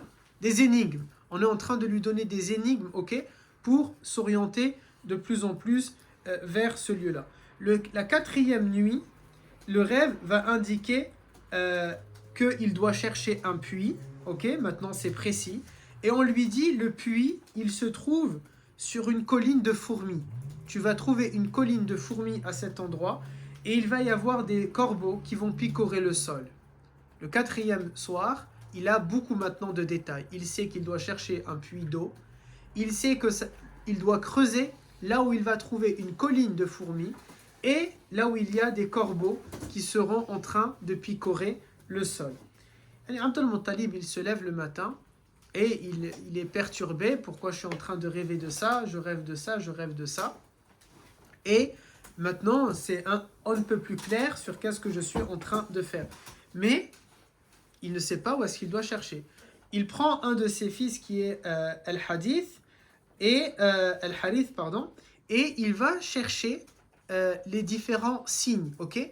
Il va commencer à chercher, il se balade un peu comme ça, tout le monde le regarde faire, un peu bizarrement. Il y a la Kaaba maintenant, hein, n'est-ce pas? Elle est construite, ça fait des milliers d'années, mais il n'y a pas le puits. Et il marche un peu partout dans Mecca pour essayer de repérer. Et jusqu'à ce qu'il va trouver ces différents signes, il va trouver la colline de fourmis, ok, une grosse fourmilière, et il va trouver un corbeau à cet endroit aussi. Il est en train, comme ça, de picorer dans le sol, et va dire, ok, c'est ici que je dois creuser. Il se met à creuser, les gens le prennent pour un fou, ils lui demandent qu'est-ce que tu vas faire. Ah, tu veux retrouver les trésors anciens, cachés. Tout le monde le prend complètement pour un malade mental, ok, parce qu'il est en train de faire ça. Et il va continuer, lui bien sûr, de le faire, et il va creuser en profondeur, et au bout de plusieurs mètres de profondeur, il commence à mettre la main sur les armures. Et il continue, il va mettre la main sur l'or, sur l'argent, et sur les boucliers, sur les épées, ok? C'est un archéologue. Abdul Muttalib est archéologue avant l'heure à ce moment-là, et il est en train de trouver toutes ces choses-là, des briques, ok, comme des lingots d'or et des pièces d'or. Et ensuite, jusqu'à la fin, il va trouver... tu peux prendre ça, mon grand, si tu veux aussi. Regarde, prends. Et ensuite, il va arriver, quand il enlève tout ça, un peu comme si vous avez tous creusé un jour dans le sable de la plage. Tu as que de la terre, et puis tu commences à avoir un tout petit peu d'eau. Ok, très peu. Qui a déjà creusé au point de trouver de l'eau? C'est une satisfaction personnelle. Vous avez raté votre vie, les autres. Allez à Palava ce soir et faites. Tu creuses, et ensuite tu as comme ça un peu d'eau. Tu es vraiment tout content. Tu te dis, waouh, j'ai trouvé de l'eau. Mais c'est logique qu'il y avait de l'eau, puisque tu es à côté de la plage. Fais-le ici, et tu vas avoir besoin de creuser 40 mètres ou 50 mètres, peut-être avant de trouver de l'eau. Et ensuite, il va commencer à trouver un peu d'eau. Ok, ses pieds, ses mains sont mouillés. Et il creuse, et ça y est, maintenant, ce n'est plus bouché. Et donc, l'eau, elle commence à être abondante. Et le niveau commence à monter, ok? Et à ce moment-là, il va crier Allahu Akbar. On voit, hein, le takbir à ce moment-là, il n'a rien à voir avec des actes terroristes ou avec quoi que ce soit. Ici, c'est un cri de joie et un cri de reconnaissance pour Allah Azza wa Jal, un cri de satisfaction. Falhamdulillah. Yani ce Allahu Akbar, c'est comme un Alhamdulillah. Gloire à Allah. J'ai fait des efforts pour Allah. J'ai fait ces efforts-là. Et Abdul Muttalib, dans son idée, il ne va pas garder le puits pour lui, mais il va le mettre au service des pèlerins qui viennent visiter la maison. Yani, regardez, son premier cri, ça a été de dire Allahu Akbar. Yani, il s'en remet à Allah Ta'ala et il renvoie les choses à Allah Ta'ala. Bien loin maintenant, malheureusement, de ce que les gens font, mais même pour vous, mes garçons. Est-ce que toi, quand tu réussis quelque chose, tu t'en remets à Allah Ta'ala? Est-ce que tu es en train de te dire Alhamdulillah, c'est grâce à Allah Ta'ala que les choses elles sont faites. Ne crois jamais que c'est toi la source de ta victoire et la source de ta réussite. C'est Allah Ta'ala, c'est pas le bruit de ta voiture ou de la voiture de l'un d'entre vous, ça? Non. Si tu as réussi, c'est parce que c'est Allah Ta'ala qui t'a permis de réussir. Et si tu as échoué, regarde d'abord toi dans ta vie et dans tes comptes et dans ta situation. Est-ce que tu as des défauts ou des péchés à te faire reprocher? À ce moment-là, c'est ta faute. Et si tu es clean, ce qui est rare, à ce moment-là, c'est que c'est Allah Ta'ala qui a décidé pour toi cet échec. Ici, le takbir de Abdul Muttalib, ce Allahu Akbar, de lui et son fils et ses fils qui sont autour, ça va attirer la foule qui vont commencer à venir. Déjà, la foule était très surprise par toute cette or et par toutes ces armures, etc. Mais à ce moment-là, ils vont regarder et là, ils vont être très contents de trouver qu'il s'agit maintenant d'or, qu'il s'agit d'eau, parce que ça a encore plus de valeur que l'or, l'argent, le bouclier. Parce que l'eau, elle va ramener beaucoup plus de richesse. Elle va ramener de l'agriculture, elle va ramener plus d'habitants, elle va éviter un temps perdu à aller chercher l'eau très loin. On sait que c'est une véritable richesse. C'est le nerf de la guerre à ce moment-là, c'est d'avoir de l'eau et une source d'eau à proximité. Alors ils vont commencer à faire les travaux pour élargir ce trou que Abdul Muttalib a fait et de manière ensuite à pouvoir récupérer plus facilement de l'eau. Ok ? Alors, la loi quraïchite à l'époque, elle est pareille que celle de maintenant. Aujourd'hui, si tu creuses et tu trouves un trésor, il ne t'appartient pas. Il appartient en fonction de la valeur, 50% à toi et 50% à l'État. En fonction de sa valeur, ça peut être 100% à l'État. Et en fonction de ce que tu trouves, c'est 50-50 ou bien c'est que à l'État ou bien que à toi. Si tu creuses, tu trouves des pièces et tout ça, c'est que à toi. Tu creuses, tu trouves de l'or, c'est que à toi. Mais si ça a une valeur archéologique, ce n'est plus à toi. Ça appartient en totalité à l'État. Vous voyez, si jamais c'est historique, si jamais c'est je sais pas moi, ça date des Romains ou de je sais pas quoi, à ce moment-là, ce n'est plus à toi parce que ça appartient au patrimoine national, ok? Et si tu trouves du pétrole, bien sûr, il n'est pas à toi. Il est à Total et à l'État, ok? Mais si tu vas trouver, je ne sais pas moi, en bas, un puits, un forage, tu as creusé et tu trouves un puits, comme beaucoup de gens, ils ont creusé chez eux, dans leur jardin, ils ont trouvé de l'eau, il t'appartient, pas de problème. Mais juste, tu dois payer des taxes. Ok? En fonction de ce que tu trouves, c'est comme ça. Enfin, la loi quraïchite, à l'époque, elle dit quoi? Même si c'est toi qui as trouvé, il appartient à tout le monde. Et le conseil des notables, qui est Dar al-Nadwa, ce conseil des notables, ils se réunissent dans un lieu qui deviendra le lieu dans lequel on va tout préparer contre le prophète plus tard. Mais là, le prophète n'est pas encore né au moment où je suis en train de parler. Ok, le prophète n'est pas encore né. À ce moment-là, ils vont décider, ok, le puits nous appartient à tout Quraysh, mais c'est toi qui en as la charge. Pour ceux qui font de l'immobilier, on parle parfois dans une copropriété, comme dans cette copropriété-là où j'habite. Mon voisin, il a un jardin. Le jardin du rez-de-chaussée de mon voisin, il n'est pas à lui. Il est propriétaire, mon voisin, de son appartement.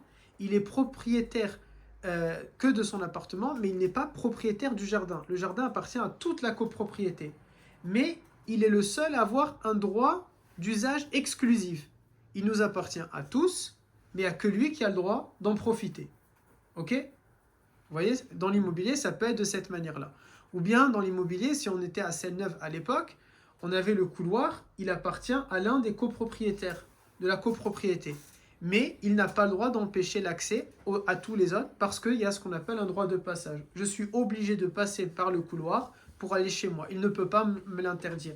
Et s'il met une porte blindée avec double serrure, il est obligé de me donner les clés.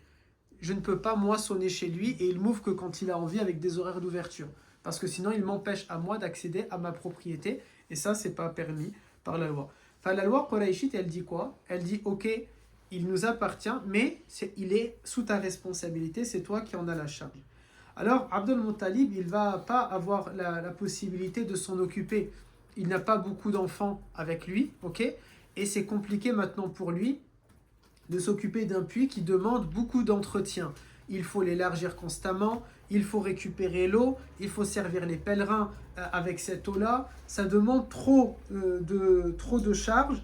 Et du coup, qu'est-ce qu'il va faire? Il va faire dua tout simplement. Il se tourne vers Allah Azza wa Jal et il dit à Allah, Ya Allah, si jamais tu vas me donner, le prophète n'est pas né encore mes garçons. Le père du prophète n'est toujours pas né d'ailleurs. Il dit, le grand-père, Ya Allah, si tu me donnes 10 fils, alors je vais en sacrifier un pour toi. Si tu me donnes 10 fils pour m'occuper de ce puits, que je vais mettre au service des pèlerins qui viennent rendre visite à la maison sacrée, alors un d'entre eux, je vais le sacrifier. À l'époque, ça marche de cette manière. Avant l'islam, on sacrifie des gens. On fait une offrande, comme maintenant chez les hindous, ou bien chez les vikings. Si vous avez regardé Vikings, vous voyez, de temps en temps, il y a une cérémonie, et il y a quelqu'un qui va se sacrifier. À l'époque, c'est comme ça, dans tous les trucs païens, toutes les religions païennes, et Quraysh, c'était une religion païenne. Dis-moi. C'était quoi l'intérêt qu'il soit responsable du puits? Est-ce qu'il a un avantage à faire ça ou... Bah, quand même. Ils sont croyants, même si leur religion est mélangée avec des choses païennes. Donc pour lui, grâce à cette eau, il prend soin des pèlerins qui viennent adorer les statues, qui, elles, vont parler, astaghfirullah, directement à Allah. Donc, forcément, ça a une certaine valeur pour lui. C'est comme, imaginons maintenant pour nous, aujourd'hui, imagine ce qu'on appelle les héros du haram, les travailleurs, vous voyez, en soi, tu peux te rendre à l'armée, tu n'as pas besoin de eux, vous voyez. Mais on va dire, ce sont les héros du haram. Pourquoi? Parce qu'ils entretiennent, ils prennent soin de quoi? De Duyuf ar-Rahman. Ils prennent soin des invités du miséricordieux. Lorsque tu te rends en Umrah ou en Hajj, Allah Ta'ala, pas l'Arabie Saoudite, pas toi, Allah Ta'ala a dit Duyuf ar-Rahman. À partir du moment où tu as décidé de partir et tu as obtenu ton visa, tu deviens un invité de Allah. C'est pour ça que les gens disent tu es l'invité de Allah. Allah Ta'ala t'a invité. Tu deviens Duyuf ar-Rahman. Et donc forcément Duyuf ar-Rahman, ça veut dire que tu dois prendre soin de... C'est une grande responsabilité pour l'Arabie Saoudite normalement. Parce que ça veut dire qu'elle est en train de s'occuper et de gérer les invités de Allah. Et ça c'est quelque chose, c'est pas une charge qui est facile. Alors à eux maintenant ils seront questionnés le jour du jugement par Allah Azza wa Jal. Comment ils ont traité ces invités-là? Est-ce qu'ils les ont traités avec douceur ou avec rudesse? Est-ce qu'ils les ont traités avec bienveillance ou bien avec injustice? Est-ce qu'ils ont facilité leur séjour sur place? Et wallahi, même si plusieurs fois j'ai critiqué ce qu'ils font, la réalité, il faut dire ce qui en est. Sur beaucoup de choses, ils prennent soin des pèlerins et ils ont facilité beaucoup de choses pour les pèlerins. La réalité, c'est vrai. Il y a beaucoup de choses qui ne vont pas. Il y a beaucoup de choses, vraiment, heureusement, ça a trop facilité les choses. Je vous ai mis en accès le livre Chemin vers la Mecque. Je crois que je vous ai mis ce livre-là, ou un livre sur le pèlerinage. Ça raconte Labbaïk, c'est le livre Labbaïk, il me semble. Et il y a 2 livres comme ça, sur des gens qui ont raconté leur pèlerinage en 1980. Vous voyez, c'est pas il y a si longtemps que ça. Et vous allez voir, c'était très difficile. Par exemple, ils étaient sur des chameaux, ok, ils avaient, quand ils s'assoient sur le chameau, là, comme ça, il y a une chaise. Ensuite, il y a un trou et c'était leur sanitaire. Vous voyez? Parce que sinon, c'est difficile. Il n'y a pas... Imagine, tu avances et tu as les odeurs comme ça de toilettes qui marchent avec toi. Ils devaient prendre les bateaux pendant plusieurs jours. Il fallait plusieurs provisions. Il y avait des gens qui tombaient malades. des gens qui mouraient sur la route, sur le chemin. C'était très très rude et compliqué. Dis-moi. Est-ce que pour une personne qui a galéré comme ça à y aller, il y a plus de récompenses que nous on prend l'avion et on y est en 2 secondes? Beaucoup de gens vont dire oui. Moi, je considère que c'est une ni'ma. Enfin, alhamdoulilah, yani on a l'avion maintenant. Pourquoi on va... Alors oui, si on veut... C'est techniquement, il y a le hadith qui dit quand tu pars vers la mosquée, un pas que tu fais, c'est une hasanat, et un pas que tu fais, c'est un péché qui est retiré. Petit péché. Si tu vas vers Al-Haram, elle est très loin, vous voyez. Tu vas à pied jusqu'à la mosquée de Chicago, tu gagnes autant de hasanat. Si sur ta route, ton chemin, ton intention, c'est d'aller à cette mosquée-là, vous voyez, tu auras des hasanat. Mais là, Makkah, c'est multiplié parce que c'est le territoire sacré et en plus, tu y vas avec une certaine intention, faire la Umrah et la Ziyara. Donc, oui, forcément. Mais bien, maintenant, alhamdoulilah, on a l'avion quand même. Et en plus, imaginez le gain de temps que tu vas avoir. 6 heures contre 6 mois, c'est pas du tout la même chose. Ok? Oui, il y a une question? Non? Donc, il va faire cette invocation-là. Et puis, Allah Ta'ala va lui donner des fils, les uns après les autres, jusqu'à ce qu'en effet, il va atteindre 10 fils. Et l'un d'entre eux, c'est Abdallah, il s'appelle. Et quand ce Abdallah, c'est le dernier, il arrive vers l'adolescence, 15 ans, 16 ans, les gens lui rappellent « Hé, Abd al-Muttalib, souviens-toi, tu avais fait une promesse. » Avant, il ne les a pas tués. Pourquoi? Parce que beaucoup d'enfants meurent en bas âge. Il faut attendre qu'il devienne un homme. C'est comme s'il peut avoir 20, mais quand il fait son invocation, c'est-à-dire 10 hommes, ok? 10 personnes capables. Et là, je vais en sacrifier un pour toi, ya Allah. Et du coup, là, maintenant, les gens lui font ce rappel-là, et il dit, bien sûr, j'ai fait la promesse, donc je vais le faire. Alors, comment il va faire pour sacrifier une personne?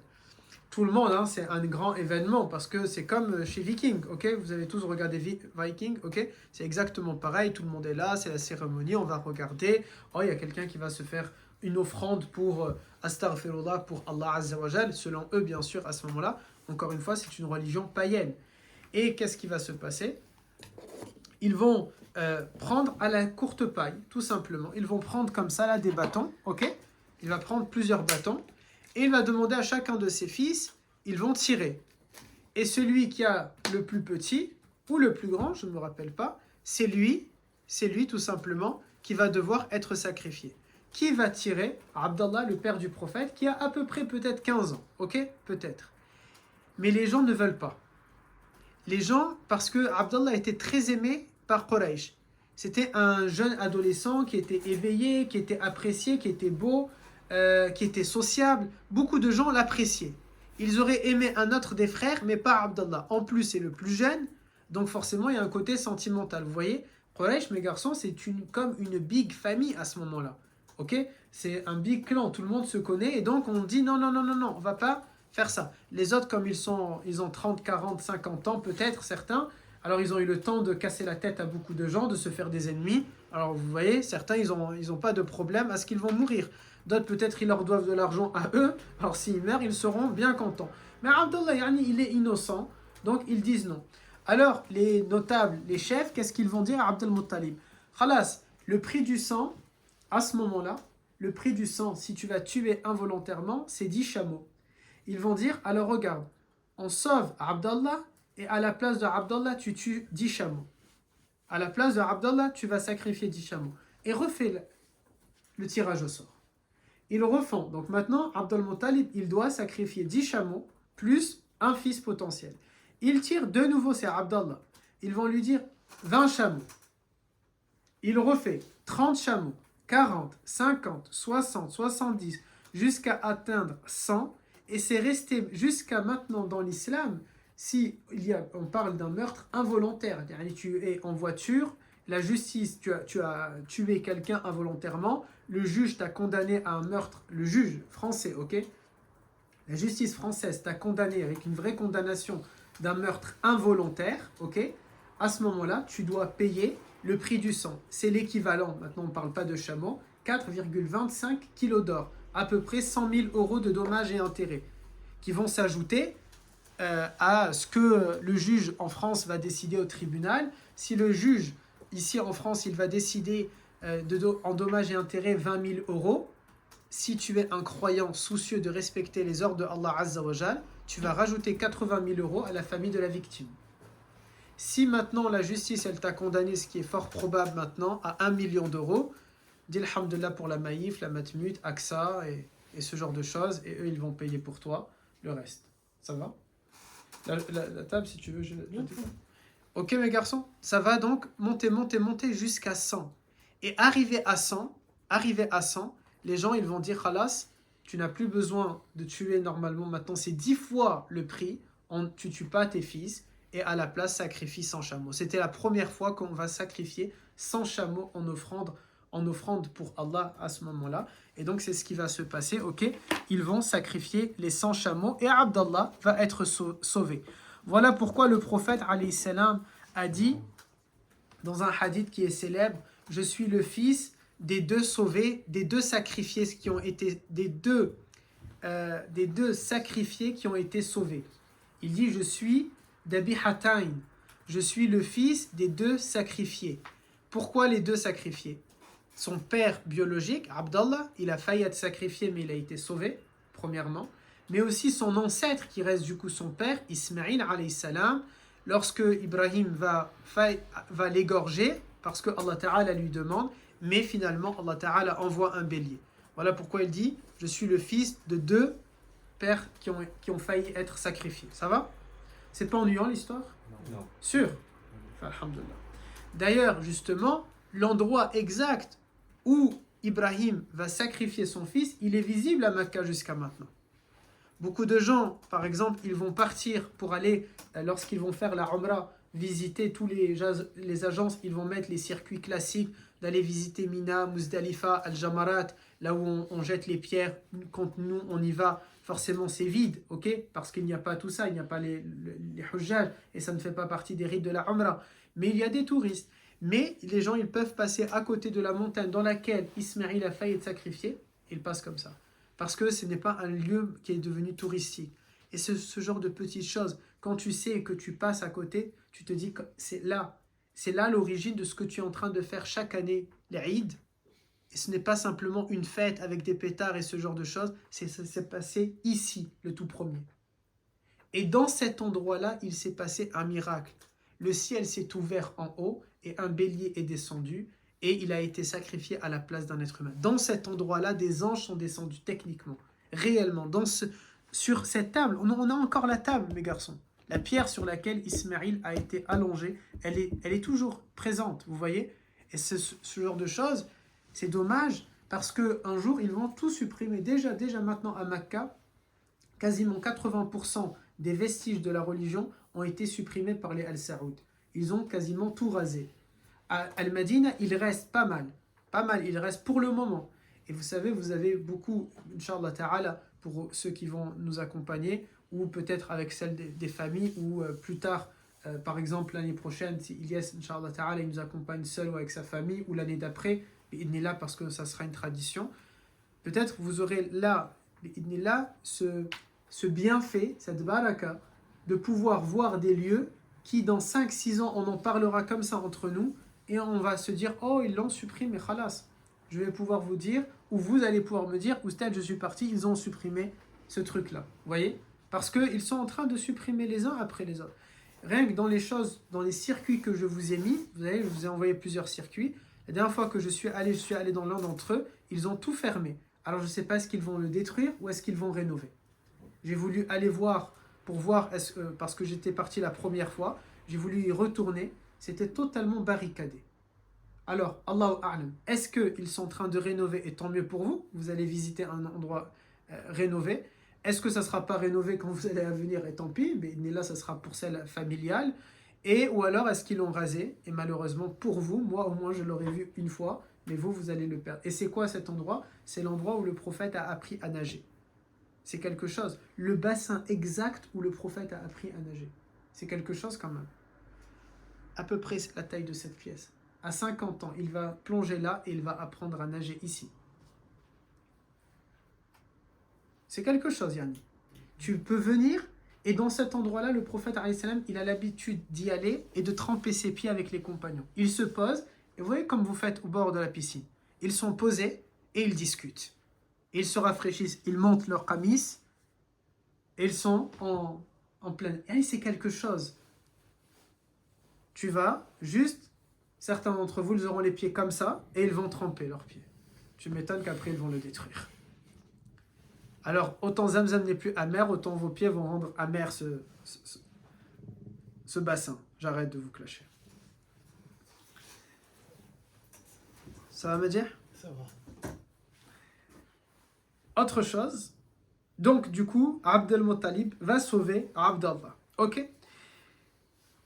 À la mort de Abd al-Muttalib, les responsabilités du puits vont être transférées à un des fils qui est Abu Talib. Abu Talib, il va prendre tous les travaux nécessaires, etc. Pareil, comme son père, pour entretenir le puits, prendre en charge les pèlerins qui viennent visiter la Kaaba. Bien sûr, astaghfirullah, à ce moment-là, ils sont en train d'adorer, on l'avait vu dans le deuxième épisode, je crois, ou le premier, en disant c'est un lieu de pèlerinage, en train d'adorer les 360 idoles. Mais à ce moment-là, bon, c'est comme ça, eux, ils sont en train de le faire de cette manière-là. Et qu'est-ce que l'on dit? Pardon.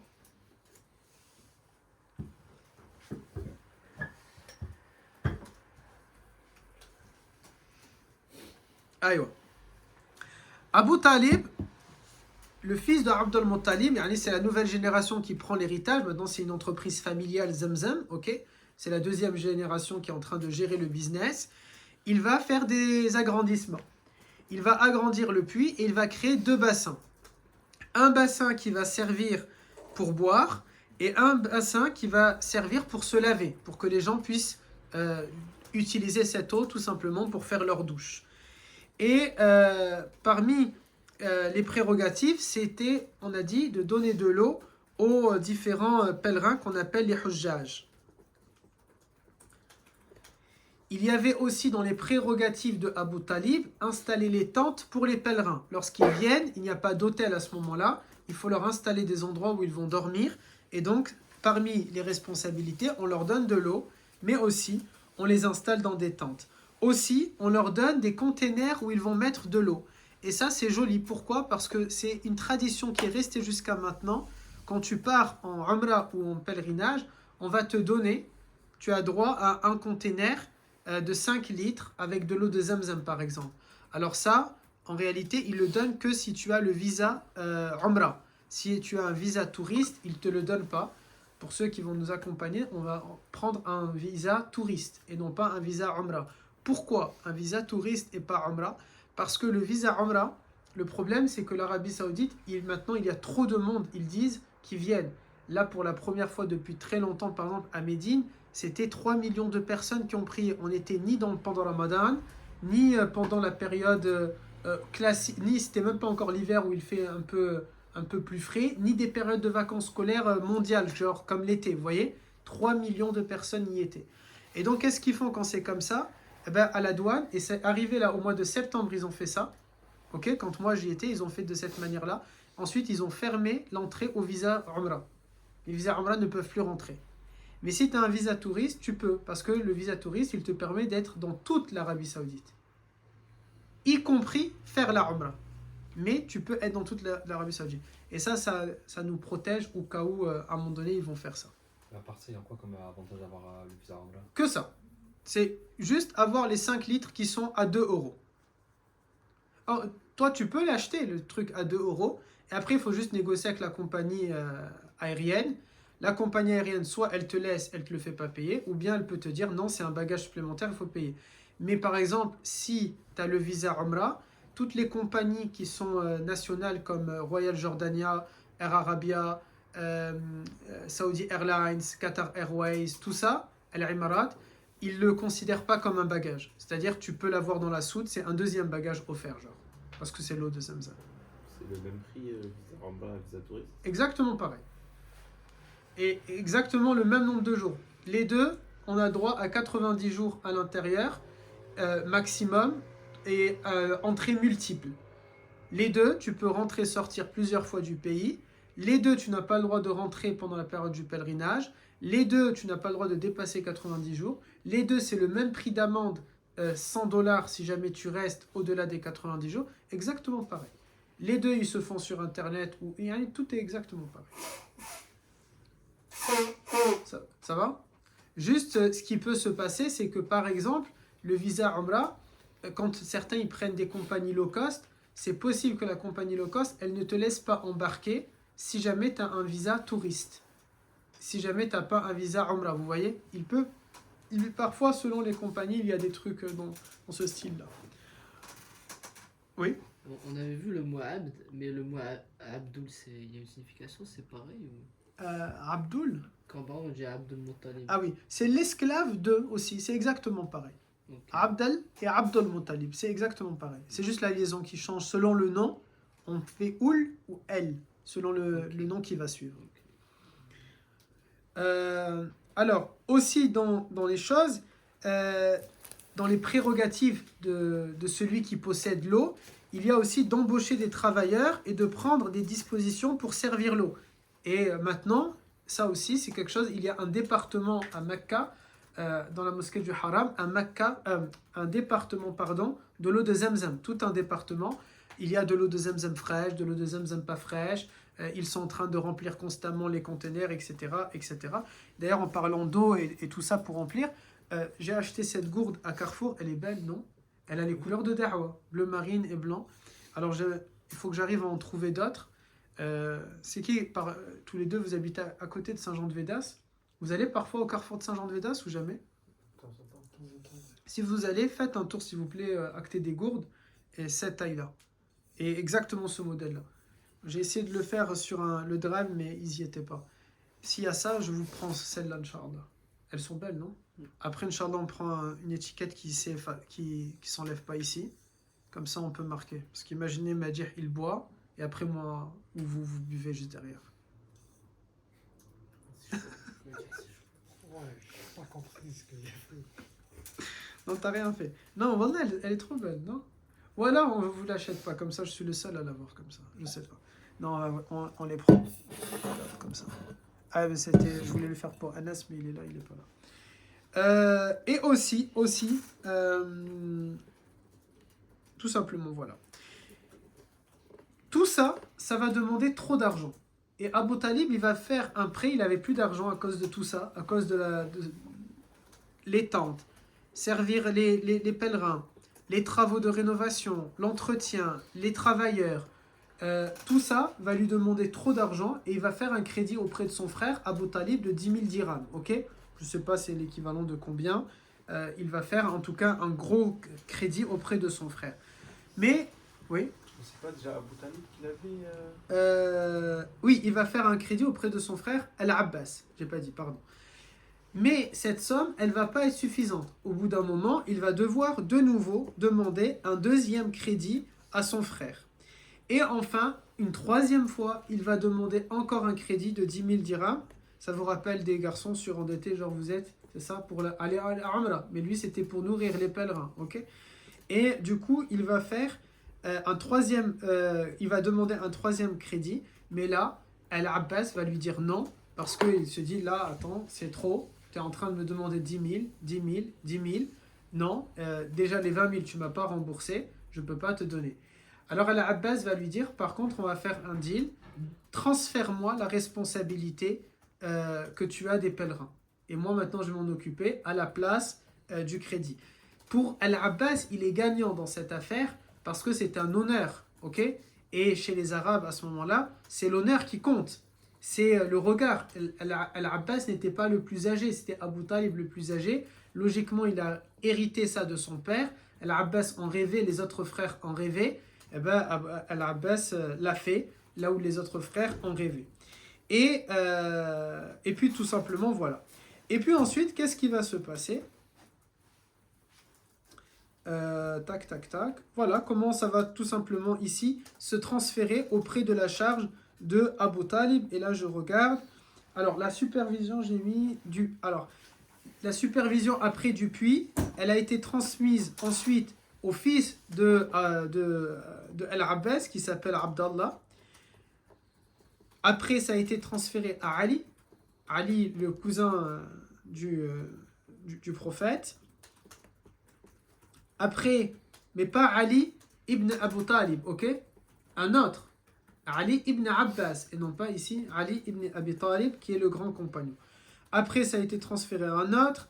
Après, ça a été transféré à un autre. Après, à un autre, etc.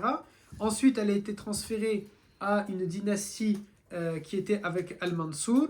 Et jusqu'à après, elle a été remise à une autre dynastie qui était Al-Umayyin, les Omeyyades. Et maintenant, depuis, elle est entre les mains des As-Saoud. C'est eux qui s'occupent du puits de Zamzam. Contrairement, pourquoi je dis ça? Contrairement à la clé quand on a parlé de la porte, parce qu'on avait fait un cours aussi sur la porte de la Kaaba. La porte, qu'est-ce qu'on a dit? Elle était entre les mains d'une famille et le prophète a dit, vous la gardez jusqu'au jour du jugement. Et vous serez questionné sur cette clé. Là, le puits de Zamzam, non. Il n'y a pas eu cette indication-là de la part du prophète. Voilà pourquoi c'est passé de famille en famille, ça a changé de dynastie, et maintenant c'est la dynastie des As-Saoud qui l'a entre les mains. Ça, voilà pour l'histoire du puits de Zamzam, mais ce n'est pas tout aussi. Pourquoi? Parce que cette eau-là, elle va servir à nettoyer le cœur du prophète à plusieurs reprises. La première fois, rappelez-vous, Alam nashrah laka sadrak wa wada'na anka wizrak alladhi anqada dhahrak wa rafa'na. Vous connaissez, n'est-ce pas, la sourate où Allah Ta'ala dit, rappelle-toi, lorsque nous t'avons ouvert la poitrine. Le prophète a quel âge à ce moment-là? 4-5 ans. Normalement, il vit avec sa nourrice dans une espèce de garderie dans le désert, avec Halima Sa'diya, qui est sa nourrice. Et normalement, les nourrices gardent les enfants jusqu'à l'âge de 3 ans maximum, 2 ans normalement. Mais Halima va négocier avec Amina, la mère du prophète, pour le garder plus longtemps en prétextant comme ça, il va être encore plus fort, il va encore plus se développer. Et pourquoi elle le garde? C'est du business, et aussi bien sûr parce qu'elle aime trop le prophète, ça c'est clair, mais aussi, quand je dis du business, pas dans le sens péjoratif, mais parce qu'elle voit qu'il y a une baraka, ok? Elle voit qu'il y a de véritables bienfaits autour du prophète, et donc elle veut absolument le garder. Mais bien sûr, elle a trop aimé le prophète, et le prophète l'a trop aimé. Le prophète, lorsqu'il voyait Halima de loin, plus tard, lorsqu'il sera prophète, il disait « Hadi ummi » voilà ma mère qui arrive. Et il enlève son manteau et il le met par terre pour lui dire de s'asseoir sur son manteau. Donc c'était quelqu'un de trop important dans le cœur du prophète, alayhi salatu salam, pour lui, et radiyallahu anha pour elle. Et lorsque le prophète a 4-5 ans, il est sous la responsabilité de Halima, il joue avec d'autres enfants, c'est un humain, ok, il est enfant et il joue comme tous les enfants. Et à ce moment-là, qu'est-ce qui va se passer? Jibril alayhi salam arrive avec 2 anges et ça va faire peur et ça va surprendre tous les enfants qui vont se mettre à courir et à partir. Et le seul qui est resté pour leur faire face, c'était Muhammad sallallahu alayhi wa sallam, notre bien-aimé qui va être prophète. Et là, ils l'ont attrapé, ils l'ont saisi et il n'a pas du tout parlé, choqué par le regard et par leur forme. Il n'avait pas une forme d'ange, ok, mais c'était quand même impressionnant parce qu'on est dans un endroit, on parle d'une garderie, mes garçons. C'est une maison avec 20-30 enfants, par exemple, ok, ou une dizaine d'enfants. Il n'y a personne d'autre. Donc, dès qu'il y a des étrangers qui arrivent, c'est surprenant. Les étrangers n'ont pas l'habitude de venir. Les seules personnes qui viennent, ce sont les mères ou les pères des enfants qui sont présents. Mais ils se connaissent, puisque en général, les mamans, elles arrivent pour rendre visite à peu près dans les mêmes périodes, etc. etc. Le Nabi alayhi salam, il leur fait face et ils vont attraper, Jibril attrape le prophète par cette épaule et ce bras. Il va le saisir comme ça, il va l'allonger au sol et le prophète ne parle pas. Il est stupéfait, ok, par ce qui est en train de se passer. Et là, Jibril alayhi salam, avec l'une de ses 600 ailes, il va indiquer comme ça à la poitrine et elle va se mettre à s'ouvrir, ok? C'est pas Harry Potter, là ça s'est passé dans la réalité. Le cœur, et pourquoi on sait que ça se passe pour de vrai? Si aujourd'hui on est capable d'accepter l'idée qu'un chirurgien il peut t'ouvrir la poitrine et te la refermer, pourquoi Jibril alayhi salam il n'est pas capable? Et le prophète avait une cicatrice et des compagnons ont vu cette cicatrice. Et des compagnons nous ont dit, j'ai vu la cicatrice sur la poitrine du prophète alayhi salam. Regardez, même Allah Ta'ala a laissé cette trace-là. Aujourd'hui, on est capable, n'est-ce pas, de faire des opérations sans aucune cicatrice, n'est-ce pas? Tu fais maintenant pour faire le cœur, je connais ça, on te ouvre ici, On te fait rentrer là quelque chose, on te fait une opération dans le cœur et on ressort. Et tu n'as rien. Rapide. C'est facile. C'est plus comme avant. Il y a 10 ans en arrière, on t'ouvre ici et on te laisse des marques. Maintenant, alhamdoulilah, on rentre par là, on te place des ressorts, on te place plein de choses. Et on rentre des caméras, tout par là, subhanallah. C'est quelque chose qui est assez fou. Si l'être humain est capable de faire ça, bien sûr que Jibril alayhi salam est capable d'ouvrir et ensuite de refermer. Et ça a laissé une marque. Une marque qui est restée pourquoi? Comme la trace. Regardez, j'ai eu cette chose-là. Jibril va prendre le cœur du prophète et il va retirer un point à l'intérieur. On ne sait pas c'est lequel ce point-là dans le cœur. On ne sait pas de quoi il s'agit. Un morceau de chair à l'intérieur du cœur. Un morceau à l'intérieur du cœur qui nous incite à faire le mal. Nous sommes responsables, mais cette chose-là nous incite. Vous voyez, quand on dit on a un cœur mauvais, peut-être certains, le morceau, il est beaucoup plus gros que les autres, à tel point on aurait dû peut-être s'en apercevoir en observant, subhanallah. Et là, Jibril va l'enlever, et en l'enlevant, il va aussi ensuite prendre le cœur et il va le tremper dans l'eau de Zamzam. Voilà pourquoi je dis ça dans ce récit-là, parce que c'est lié à ça. Je bois d'une eau qui a servi à laver le cœur de mon bien-aimé, à laver le cœur de mon prophète. Wallah, je ne sais pas, par exemple, en Arabie Saoudite, est-ce qu'ils utilisent ce genre d'eau pour laver les morts? Est-ce qu'ils utilisent ce genre d'eau pour faire les opérations? Mais c'est quand même quelque... Wallah, si c'était possible pour moi, j'aurais des stocks et des stocks. Mais moi, je ne fais pas confiance à ceux qui les vendent dans les épiceries ici. Parce que d'ailleurs, imaginez la folie, ils te vendent une petite bouteille comme ça, 2 € à Saint-Paul. 2 €. Là-bas, elle est gratuite. En fait, c'est là où vous vous dites une arnaque de fou. Et à l'aéroport, si tu as le visa Umrah, les 5 litres, ils coûtent 2 €. Les 5 litres. 2 €. Et tu peux en prendre autant que... Il y a des usines. 2 € les 5 litres. C'est un tarif fixe. Et tu peux acheter autant que tu veux. Juste, tu ne pourras pas les prendre avec toi dans l'avion. Tu peux prendre autant de stock que tu veux. Il y en a, ils vont rester 2 semaines. Par exemple, les Pakistanais, quand ils partent en Umrah, ils ne restent pas comme nous, 15 jours. Ils restent 1 mois, 2 mois. Ils vont rester sur place. Alors, ils achètent beaucoup. Ils les mettent à l'hôtel et ils vont boire avec ça pendant tout le temps. Vous allez trouver des gens avec 10, 15, 20 bidons et des gros chariots. Et ensuite, ils arrivent ici, ils te les vendent à 2 €. Même pire encore. Je vous jure qu'avant, moi, je ne savais pas. Mais j'ai vu la même marque qui te vendent à l'épicerie ici à Saint-Paul. Hein. Juste là. La même marque de bouteille que j'ai vu là-bas, ils te les donnent gratuits. Là-bas, tous les 100 mètres, 200 mètres, quand il fait bien chaud, il y a des pick-up qui arrivent avec 200, 300 bouteilles d'eau et ils te les donnent. De l'eau de Zamzam, gratuite. Et là, ils te la vendent à 2 €. Est-ce que c'est pas lui aussi? Pourquoi tu prends cette eau-là d'ailleurs, cette eau, elle a été achetée par des entreprises, ce qu'on appelle al-muhsinoun. Ce sont des gens bien, des bienfaiteurs. Ils achètent, ils donnent fi sabilillah pour les pèlerins. Pourquoi tu le prends et après tu vas le vendre à des gens qui sont déjà même pas ici des pèlerins? On va dire ça, ce serait pas très grave. Mais tu l'as pris aux pèlerins pour le revendre et te faire de l'argent. Non, c'est pas normal. Non, c'est pas normal. Je savais pas qu'elle était achetée et en gros c'est offert aux pèlerins. Je pensais que c'était comme ça gratuit. Non, mais même si elle est gratuite cette eau, tu n'as pas le droit. Pourquoi tu vas aller la revendre? C'est pas joli. À l'inverse, j'ai vu des personnes sur TikTok, je trouvais ça joli. Des personnes, c'est surtout des femmes qui faisaient ça, mais j'ai trouvé le concept joli. Ils vont prendre par exemple les 5 litres et ils vont faire des petites fioles symboliques. Ils vont offrir à plein de gens. Vous voyez? Ça, je trouve ça bien. Et là, tu es sûr que ça vient vraiment de là-bas. Parce que ici, moi, je crois pas. Ça doit être une cristalline customisée. Ou alors, en effet, c'est la vraie parce que c'est la marque la même que j'ai vue là-bas. Mais c'est dérangeant de l'acheter. Sachant que nous, on a aussi un principe. On n'a pas le droit d'acheter l'eau quand elle est à 3 fois son prix, par exemple.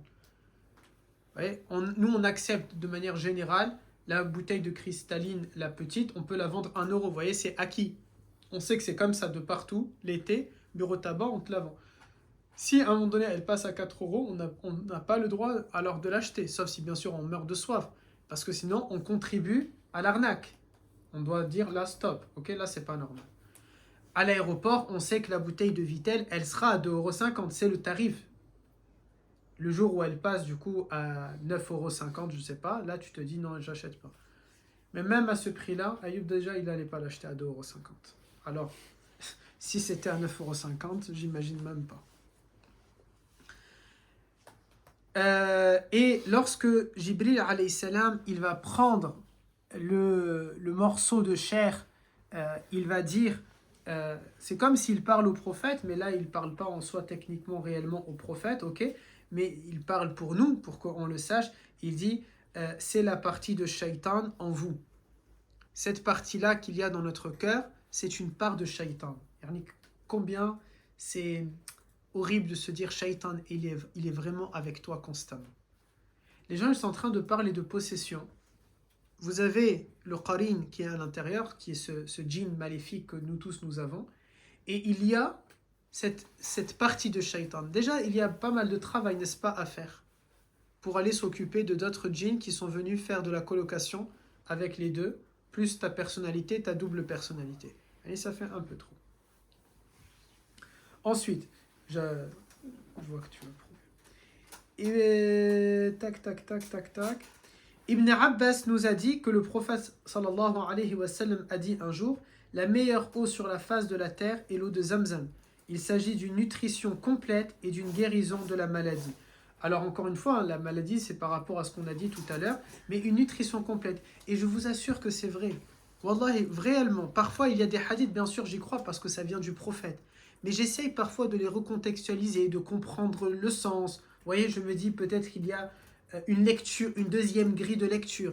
Mais parfois, je suis surpris et je vous assure que c'est vrai. Déjà, de manière générale, vous êtes tous normalement d'accord, quand tu bois, ça rassasie. On te dit d'ailleurs, si tu veux maigrir, bois beaucoup d'eau. Parce que déjà, boire, ça t'empêche de manger. Parce que, les Marocains, ils disent « radit zoa ». Ok, tu remplis ton ventre avec un gros contenu d'eau, et donc il y a moins de place pour manger.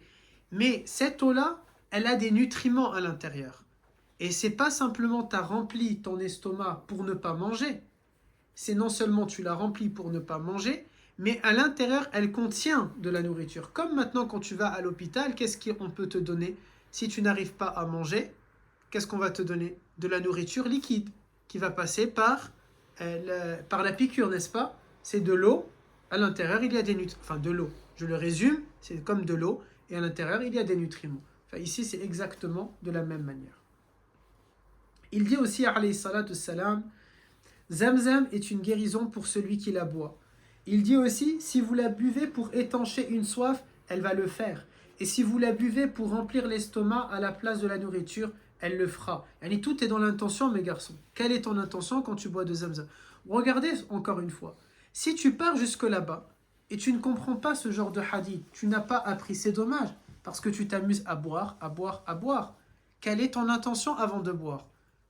Tu as soif, bois en disant Ya Allah, je vais boire de l'eau de Zamzam parce que j'ai soif. Tu dis la dua qu'il faut dire, Allahumma zidni ilman nafi'a wa rizqan wasi'a. Avant de boire de l'eau de Zamzam, il y a toujours cette invocation. Oh Allah, regardez l'invocation, comment notre religion elle est liée au savoir, avec les cancres que nous avons dans notre communauté maintenant. Et pourtant, le premier verset, Iqra, et regardez, même quand tu bois de l'eau de Zamzam, à chaque fois que tu vas boire de l'eau de Zamzam, tu vas dire quoi? Allahumma zidni ilman nafi'a. Oh Allah, je te demande de m'accorder une science qui m'est utile, qui m'est profitable. Un savoir qui va me faire... C'est pas qu'un savoir religieux, mes garçons. Ilman nafi'a. Donne-moi une connaissance qui va m'être utile. Wa rizqan wasi'a. Et beaucoup de bienfaits, des bienfaits à profusion, des bienfaits qui vont être très larges. Et je pense que vous tous, c'est ce que vous devriez souhaiter, de ne pas être bête et déconnecté de la vie, de la société, d'être intelligent, vous voyez, clairvoyant et intelligent. Et en même temps, bien sûr que nous voulons tous être riches et avoir des biens comme les deux là, masha'Allah. Et si vous la buvez pour remplir l'estomac à la place de la nourriture, elle le fera. Et si vous la buvez pour guérir d'une maladie, elle le fera. Ok? La Bible, mes garçons, aussi, elle fait mention du miracle de Zamzam. Dans les psaumes, le chapitre 84, le verset 5 et 6, qu'Ilyas a appris par cœur au printemps de la Bible, à l'automne des cœurs. Imaginez, ils vont inventer un truc comme ça pour faire référence au printemps des cœurs. L'automne de la Bible, je sais pas. Dans les psaumes 84, 5, 6, comme j'ai dit à mes collégiens, quand vous prenez l'évangile, mes garçons, parce que la Bible, c'est plein de livres. Dedans, il y a l'évangile. Si tu prends maintenant la Bible, je dis n'importe quoi, ok? Admettons 2000 pages. Admettons, l'évangile, c'est 400 pages. Encore une fois, je dis n'importe quoi en termes de chiffres. L'évangile, 400 pages. Dans les 400 pages, bien sûr qu'il y a beaucoup de choses qui sont vraies, puisque nous pensons que c'est Allah Ta'ala qui l'a révélé. Al-Injil a été donné à Sayyidina Isa alayhi salam. Donc forcément, dans les 400 pages, il y a beaucoup de choses qui sont véridiques. Mais le problème, c'est que nous pensons, selon nous pensons qu'il y a aussi des erreurs. Nous pensons, d'ailleurs, eux-mêmes, ils disent, il faut le lire à la lumière, etc., parce qu'il y a des choses qui ne sont, selon eux, c'est même pas moi qui le dis, qui ne sont pas cohérentes, ou alors il n'y a pas de mise à jour. Et donc, nous, on ne va pas prendre de la première à la dernière page et le boire comme on buvrait de l'eau de Zamzam.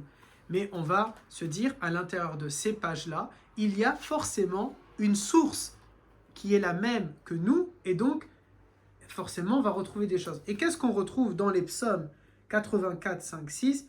Eh bien, il y a marqué « A de la chance l'homme dont la force est tentée », en thé, c'est-à-dire du thé, ok ? Dans le cœur duquel sont les... Écoutez bien, parce que on ne peut pas critiquer, bien sûr, une religion, mais à vous de juger, est-ce que c'est poétique ou pas poétique ? A de la chance l'homme dont la force est tentée, dans le cœur duquel sont les voies de ceux qui passent par la vallée de Bakka. La vallée de Bakka, c'est-à-dire, même nous, on avait déjà dit, Allah Ta'ala a nommé Makka Bakka dans le Coran, car c'est l'endroit où on fait couler des larmes. Et il dit, ils disent, a de la chance l'homme dont la force est tentée, dans le cœur duquel sont les voies de ceux qui passent par la vallée de Bakka, et on en fait un puits. On a Bakka, cette cité où coulent les larmes, et on en fait un puits. Ce puits, c'est l'eau de Zamzam. Ok, mes garçons? Donc, on voit, même dans d'autres religions, parce que l'Ancien Testament, il est commun aussi à la communauté juive, mes garçons.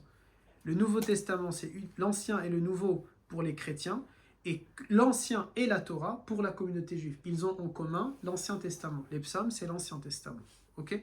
Et donc, on voit que depuis très longtemps, cette cité est sacrée et cette eau est bénie.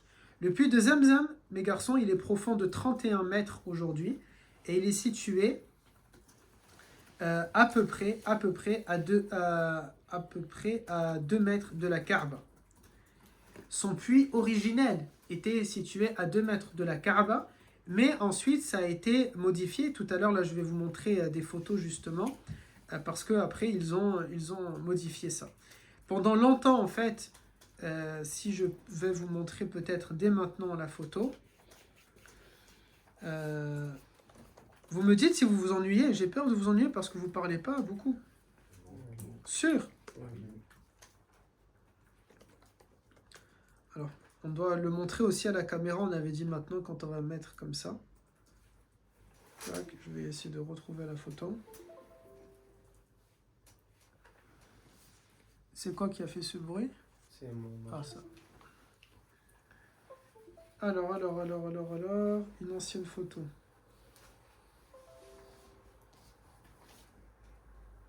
Vous vous rappelez, je vous avais dit, avant, on pouvait rentrer en bas, mais après ça a été fermé parce que les gens urinaient à l'intérieur des bassins. Ok, les hommes avaient l'habitude de se tremper dedans et d'uriner, donc ils ont été obligés d'arrêter. Là, par exemple, vous avez une photo pendant les travaux. Parce qu'avant le puits, il y avait... Après, je vais vous mettre une photo comment c'était. Quand on tourne autour de la Kaaba, il y avait comme une maison pour rentrer, pour boire. Et après, c'était souterrain. Ok? Et ensuite, regardez, ça, c'est les travaux pour fermer la partie souterraine. J'espère qu'on ne va pas nous faire des travaux comme ça quand on va y aller. Hein. Ça gâche tout le monde. Alors, on va montrer aussi à la caméra. Hop. De cette façon-là. Je regarde ici qu'il y en a en haut. Ça va. Mais comment c'était avant, il y avait le bâtiment, j'essaye de... Ah, voilà. Là, je vous ai trouvé une photo très ancienne. Qui date de quelle année?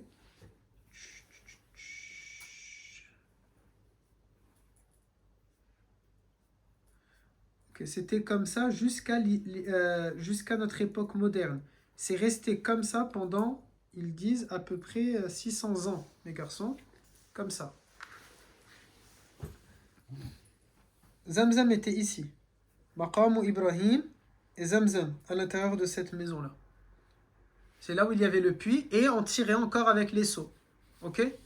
On tirait toujours avec les... Ça, c'est à l'époque moderne. C'est à l'époque où les Saouds vont prendre le pouvoir. Ok? Vous voyez, la photo existe, c'est noir et blanc, c'est pas une représentation. Et c'était comme ça pendant 600 ans, c'est resté de cette manière-là. C'est incroyable quand même de se dire ça. Ça, c'est 1980, 1970. C'est dingue. En l'espace de 50 ans, comment les choses, elles ont changé et évolué. Tiens, montre-nous, Reda, avec ton doigt, s'il te plaît, le chiffre 3, là où on voit. Chiffre 3. Voilà, la maison est exactement. Donc, Zamzam était ici. Et le 6, montre-nous, Maqam Ibrahim. Alors, ensuite, c'était souterrain. Alors, souterrain, il y a aussi des images que je peux vous montrer. Mais c'était là, tout le monde rentrait dans la petite maison. Voilà, à tour de rôle, j'imagine, à tour de rôle. Les uns après les autres, ils rentraient Il n'y avait pas dedans. beaucoup de monde alors. Hein? Il n'y avait pas beaucoup de monde alors. Non, moins de monde que maintenant. Regardez ça, par exemple, c'est une image. Ah, c'est dommage, Anas, du coup, c'est vrai que tu vois rien de tout ça que je suis en train de montrer. Il faudra revoir peut-être les images dans la vidéo, mon grand. Regardez ça, par exemple, à l'époque où il y avait la galerie souterraine pour aller accéder. Au début, du coup, c'était en haut, comme on a dit. Après, ça a été supprimé d'en haut pour faciliter le tawaf des pèlerins parce qu'il y avait de plus en plus de monde. Et du coup, on a creusé en bas pour qu'on puisse y accéder par le bas, ok? C'est incroyable, hein? Du coup, maintenant, c'est plus du tout comme ça. Non, maintenant, plus du tout comme ça, je vais vous montrer. Alors, hop, et ici, dans la caméra, du coup. Et maintenant, alors ça a totalement changé. Le puits traditionnel, alors maintenant, il est comment? Il est comme ça, ok? Tout simplement. Vous marchez et il y a cette indication au sol. Et c'est là où je trouve ça parfois dommage, même si bien sûr ça ne change pas la valeur de la Umrah. Mais tu marches et tu vois ça au sol et tu ne sais pas que c'était là où il y avait Zamzam. C'est là où Ismaïl était allongé par terre. C'est là que l'eau est sortie. C'est là que les corbeaux ont creusé. C'est là qu'il y avait cette fourmilière. Vous voyez ce que je veux dire? C'est là que Abd al-Muttalib était à l'intérieur et l'épaisseur était comme ça. C'est là que Abd al-Muttalib était là et il est sorti en disant Allahu Akbar. Et ça a une certaine valeur. Quand tu marches maintenant là, tu sais, ok, il s'est passé tout ça à cet endroit-là. Maintenant, bien sûr, c'est moderne, etc. Mais en dessous, tout a changé. Mais en dessous, l'eau, elle est restée. Le monde a évolué, mais l'eau, elle est toujours en bas. Ok? Dis-moi. À l'heure actuelle, il y a Pendant que encore je le monte. marquage au sol. Oui, il y a le marquage jusqu'à maintenant. Pour le moment, moi en tout cas, je l'ai vu, le marquage. Peut-être qu'ils vont le changer ensuite. Ça, c'est possible. Et maintenant, tout simplement, c'est des bidons. Hein. Vous avez des bidons d'eau de partout pour boire de l'eau de Zamzam. Donc, hop, j'arrive plus à faire demi-tour avec ça. Alors, le puits, il est comme ça. Hop. Quelle heure il est? J'ai peur de trop tarder sinon pour vous. C'était 1h30. Je vais me dépêcher. Ça va si je me dépêche ou c'est vraiment l'heure? Si certains c'est l'heure, il n'y a pas de mal, vous pouvez y aller. Alors l'eau, elle sort par les pierres de cette façon-là, mes garçons. En continu. Sous terre, elle sort de cette manière-là. Vous pouvez zoomer? Oui. Ah, on peut pas zoomer. Tu peux t'approcher. L'eau, elle sort de la terre, ok? Elle sort. Elle tombe dans un endroit et maintenant, bien sûr, il y a de gros tuyaux qui aspirent cette eau, qui la stockent. Ils peuvent aussi limiter son débit, ok? Et c'est eux qui décident combien ils sortent d'eau par jour, comme du pétrole. Combien d'eau ils vont sortir. Vous voyez, c'est après, comme le pétrole. Hein, le pétrole, si on ne le fermait pas, bah, tout simplement, il va sortir. L'eau, maintenant, c'est exactement pareil. en fonction, par exemple, pendant Ramadan, ils sortent beaucoup plus de bidons. L'été, ils sortent beaucoup plus de bidons d'eau, etc., etc. Et puis ensuite, c'est transporté maintenant dans des bidons, exposé un peu partout. Moi, là, j'ai pas d'image des bidons, hein, c'est pas non plus un truc exceptionnel. C'est comme des espèces de grosses glacières, ok, dans lesquelles on va mettre, pas du tout comme ça, dans lesquelles on va mettre l'eau. Est-ce que vous avez des questions avant que je vais dans la suite? Non? Aucune? Alors, vous avez maintenant, voilà, par exemple, c'est comme ça. Vous avez ça, avec l'eau. Vous avez ici l'eau qui est fraîche et l'eau qui n'est pas fraîche. Et ils ont mis maintenant le système, vous voyez, avec les gobelets comme ça. Tu prends de ce côté-là et tu poses ton gobelet de ce côté-là. Et ils sont un peu malins, vous voyez, ils ont mis cette chose-là. Ça aussi, les gens, quand ils préparent pas leur umrah à l'avance, ils ne le savent pas. Mais en fait, si tu prends un grand truc, par exemple, yani ça va pas rentrer pour remplir. Donc, du coup, il va falloir, peut-être compter vous le dire, bien sûr, en fait, il va falloir s'amuser à prendre par un gobelet et remplir au fur et à mesure. Alors, tu pourras pas remplir ça s'il y a une foule derrière toi. Ça sera plutôt quand tu es posé dans la mosquée, dans des endroits où il n'y a pas beaucoup de monde. Il y a ça un peu partout. Tu es tranquillement posé et tu peux t'amuser à le faire sans aucun problème. Et les commerçants étant de bons businessmen, comme la religion nous le demande, ils ont même maintenant inventé un truc. Et il le vendait, mais 20 €, j'ai pas voulu l'acheter. Probablement, ça doit coûter moins cher. Il m'a vu touriste et il a voulu profiter de moi. Un espèce de tuyau que tu branches à ça. Et ensuite, ça te sort l'eau pour le remplir dans ta gourde. Vous voyez? Pile poil, ça rentre à l'intérieur de ça. Ils ont calculé la circonférence et ils le mettent. C'est des génies. L'homme me surprendra toujours autant. Alors, on continue. Tac, tac, tac. Quelques informations sur l'eau de Zamzam que je vous ai dit, 31 mètres à 2 mètres de la Kaaba. Alors, l'eau, elle provient de deux endroits. On a dit, bien sûr, elle est divine, mais on a pu repérer qu'elle vient de deux endroits dans la direction d'une montagne qui s'appelle Abu Qubays. Cette montagne, malheureusement, aujourd'hui, elle vient d'être maintenant là. Quand je suis parti, elle était en train de finir d'être détruite. Ils sont en train d'exploser les montagnes les unes après les autres. Abu Qubays est en train complètement d'être détruite. D'ici le moment que vous allez, je ne pense pas que vous allez la revoir. Et une autre montagne qui elle-même, je crois, a été détruite, mais je n'ai pas noté le nom. Du coup, je crois elle-même a été détruite. On sait que ça vient dans ces directions-là et après, on perd la trace. Ok ? Après, on ne sait pas. Alors ça, vous voyez, quand je suis parti à la grotte avec les primaires, Madir et Reda, si vous vous souvenez, qu'est-ce qu'il nous a dit le monsieur? Il nous a dit, il y a une rivière dans cette grotte-là, on sait qu'elle descend et après, on n'a plus la trace. Malgré tous les appareils qu'ils ont aujourd'hui en France en 2023, ils ne peuvent plus ensuite la repérer. Elle est partie sous terre, ils ne savent pas où est-ce qu'elle est exactement. Ben là, c'est exactement pareil. On connaît la direction où elle part, et ensuite, ils ont perdu la trace. C'est impossible, ils n'arrivent plus à savoir pour exactement la repérer, l'endroit précis d'où elle vient, cette source. Mais subhanallah, ils ne peuvent pas, puisqu'on a dit que sa source, elle est divine, elle n'est pas terrestre. Elle pompe aujourd'hui l'usine qui se charge de tout ça. Ça, c'est juste des informations comme ça, hein, pour votre culture générale. Elle pompe, qu'est-ce que j'ai mis? Elle pompe alternativement pour extraire l'eau au minimum 11 litres par seconde. À son niveau maximum, ils peuvent pomper 18,5 litres par seconde, mes garçons. Par seconde, 18 litres par seconde, c'est énorme. Hein, je ne sais pas si vous vous rendez compte.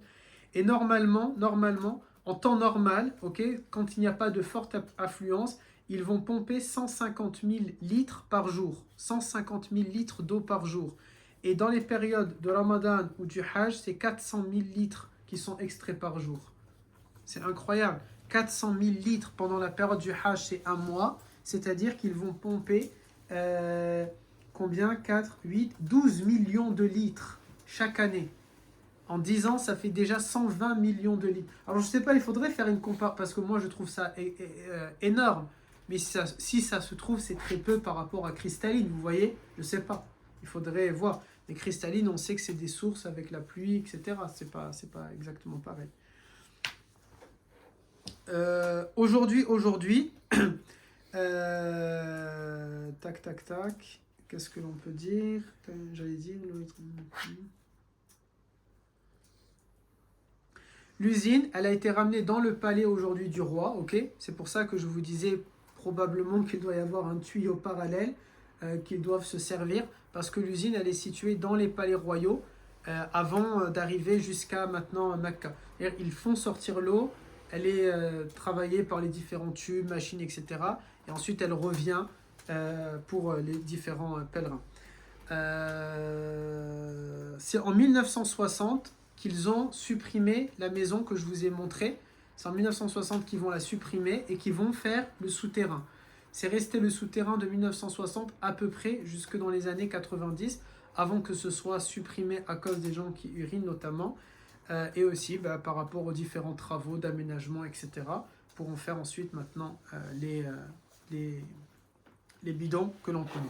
Voilà pour moi, pour le cours sur l'eau de Zamzam. Est-ce que ça vous a été profitable, utile? Alors tout le chemin, comment cette eau, elle va finir bi'idnillah dans votre ventre. Vous en buvez, on reverra dans les rites de la Umrah comment on fait. On se met à terre pour la boire, on la boit en 3 gorgées minimum. On dit Allahumma zidni ilman nafi'a wa rizqan wasi'a.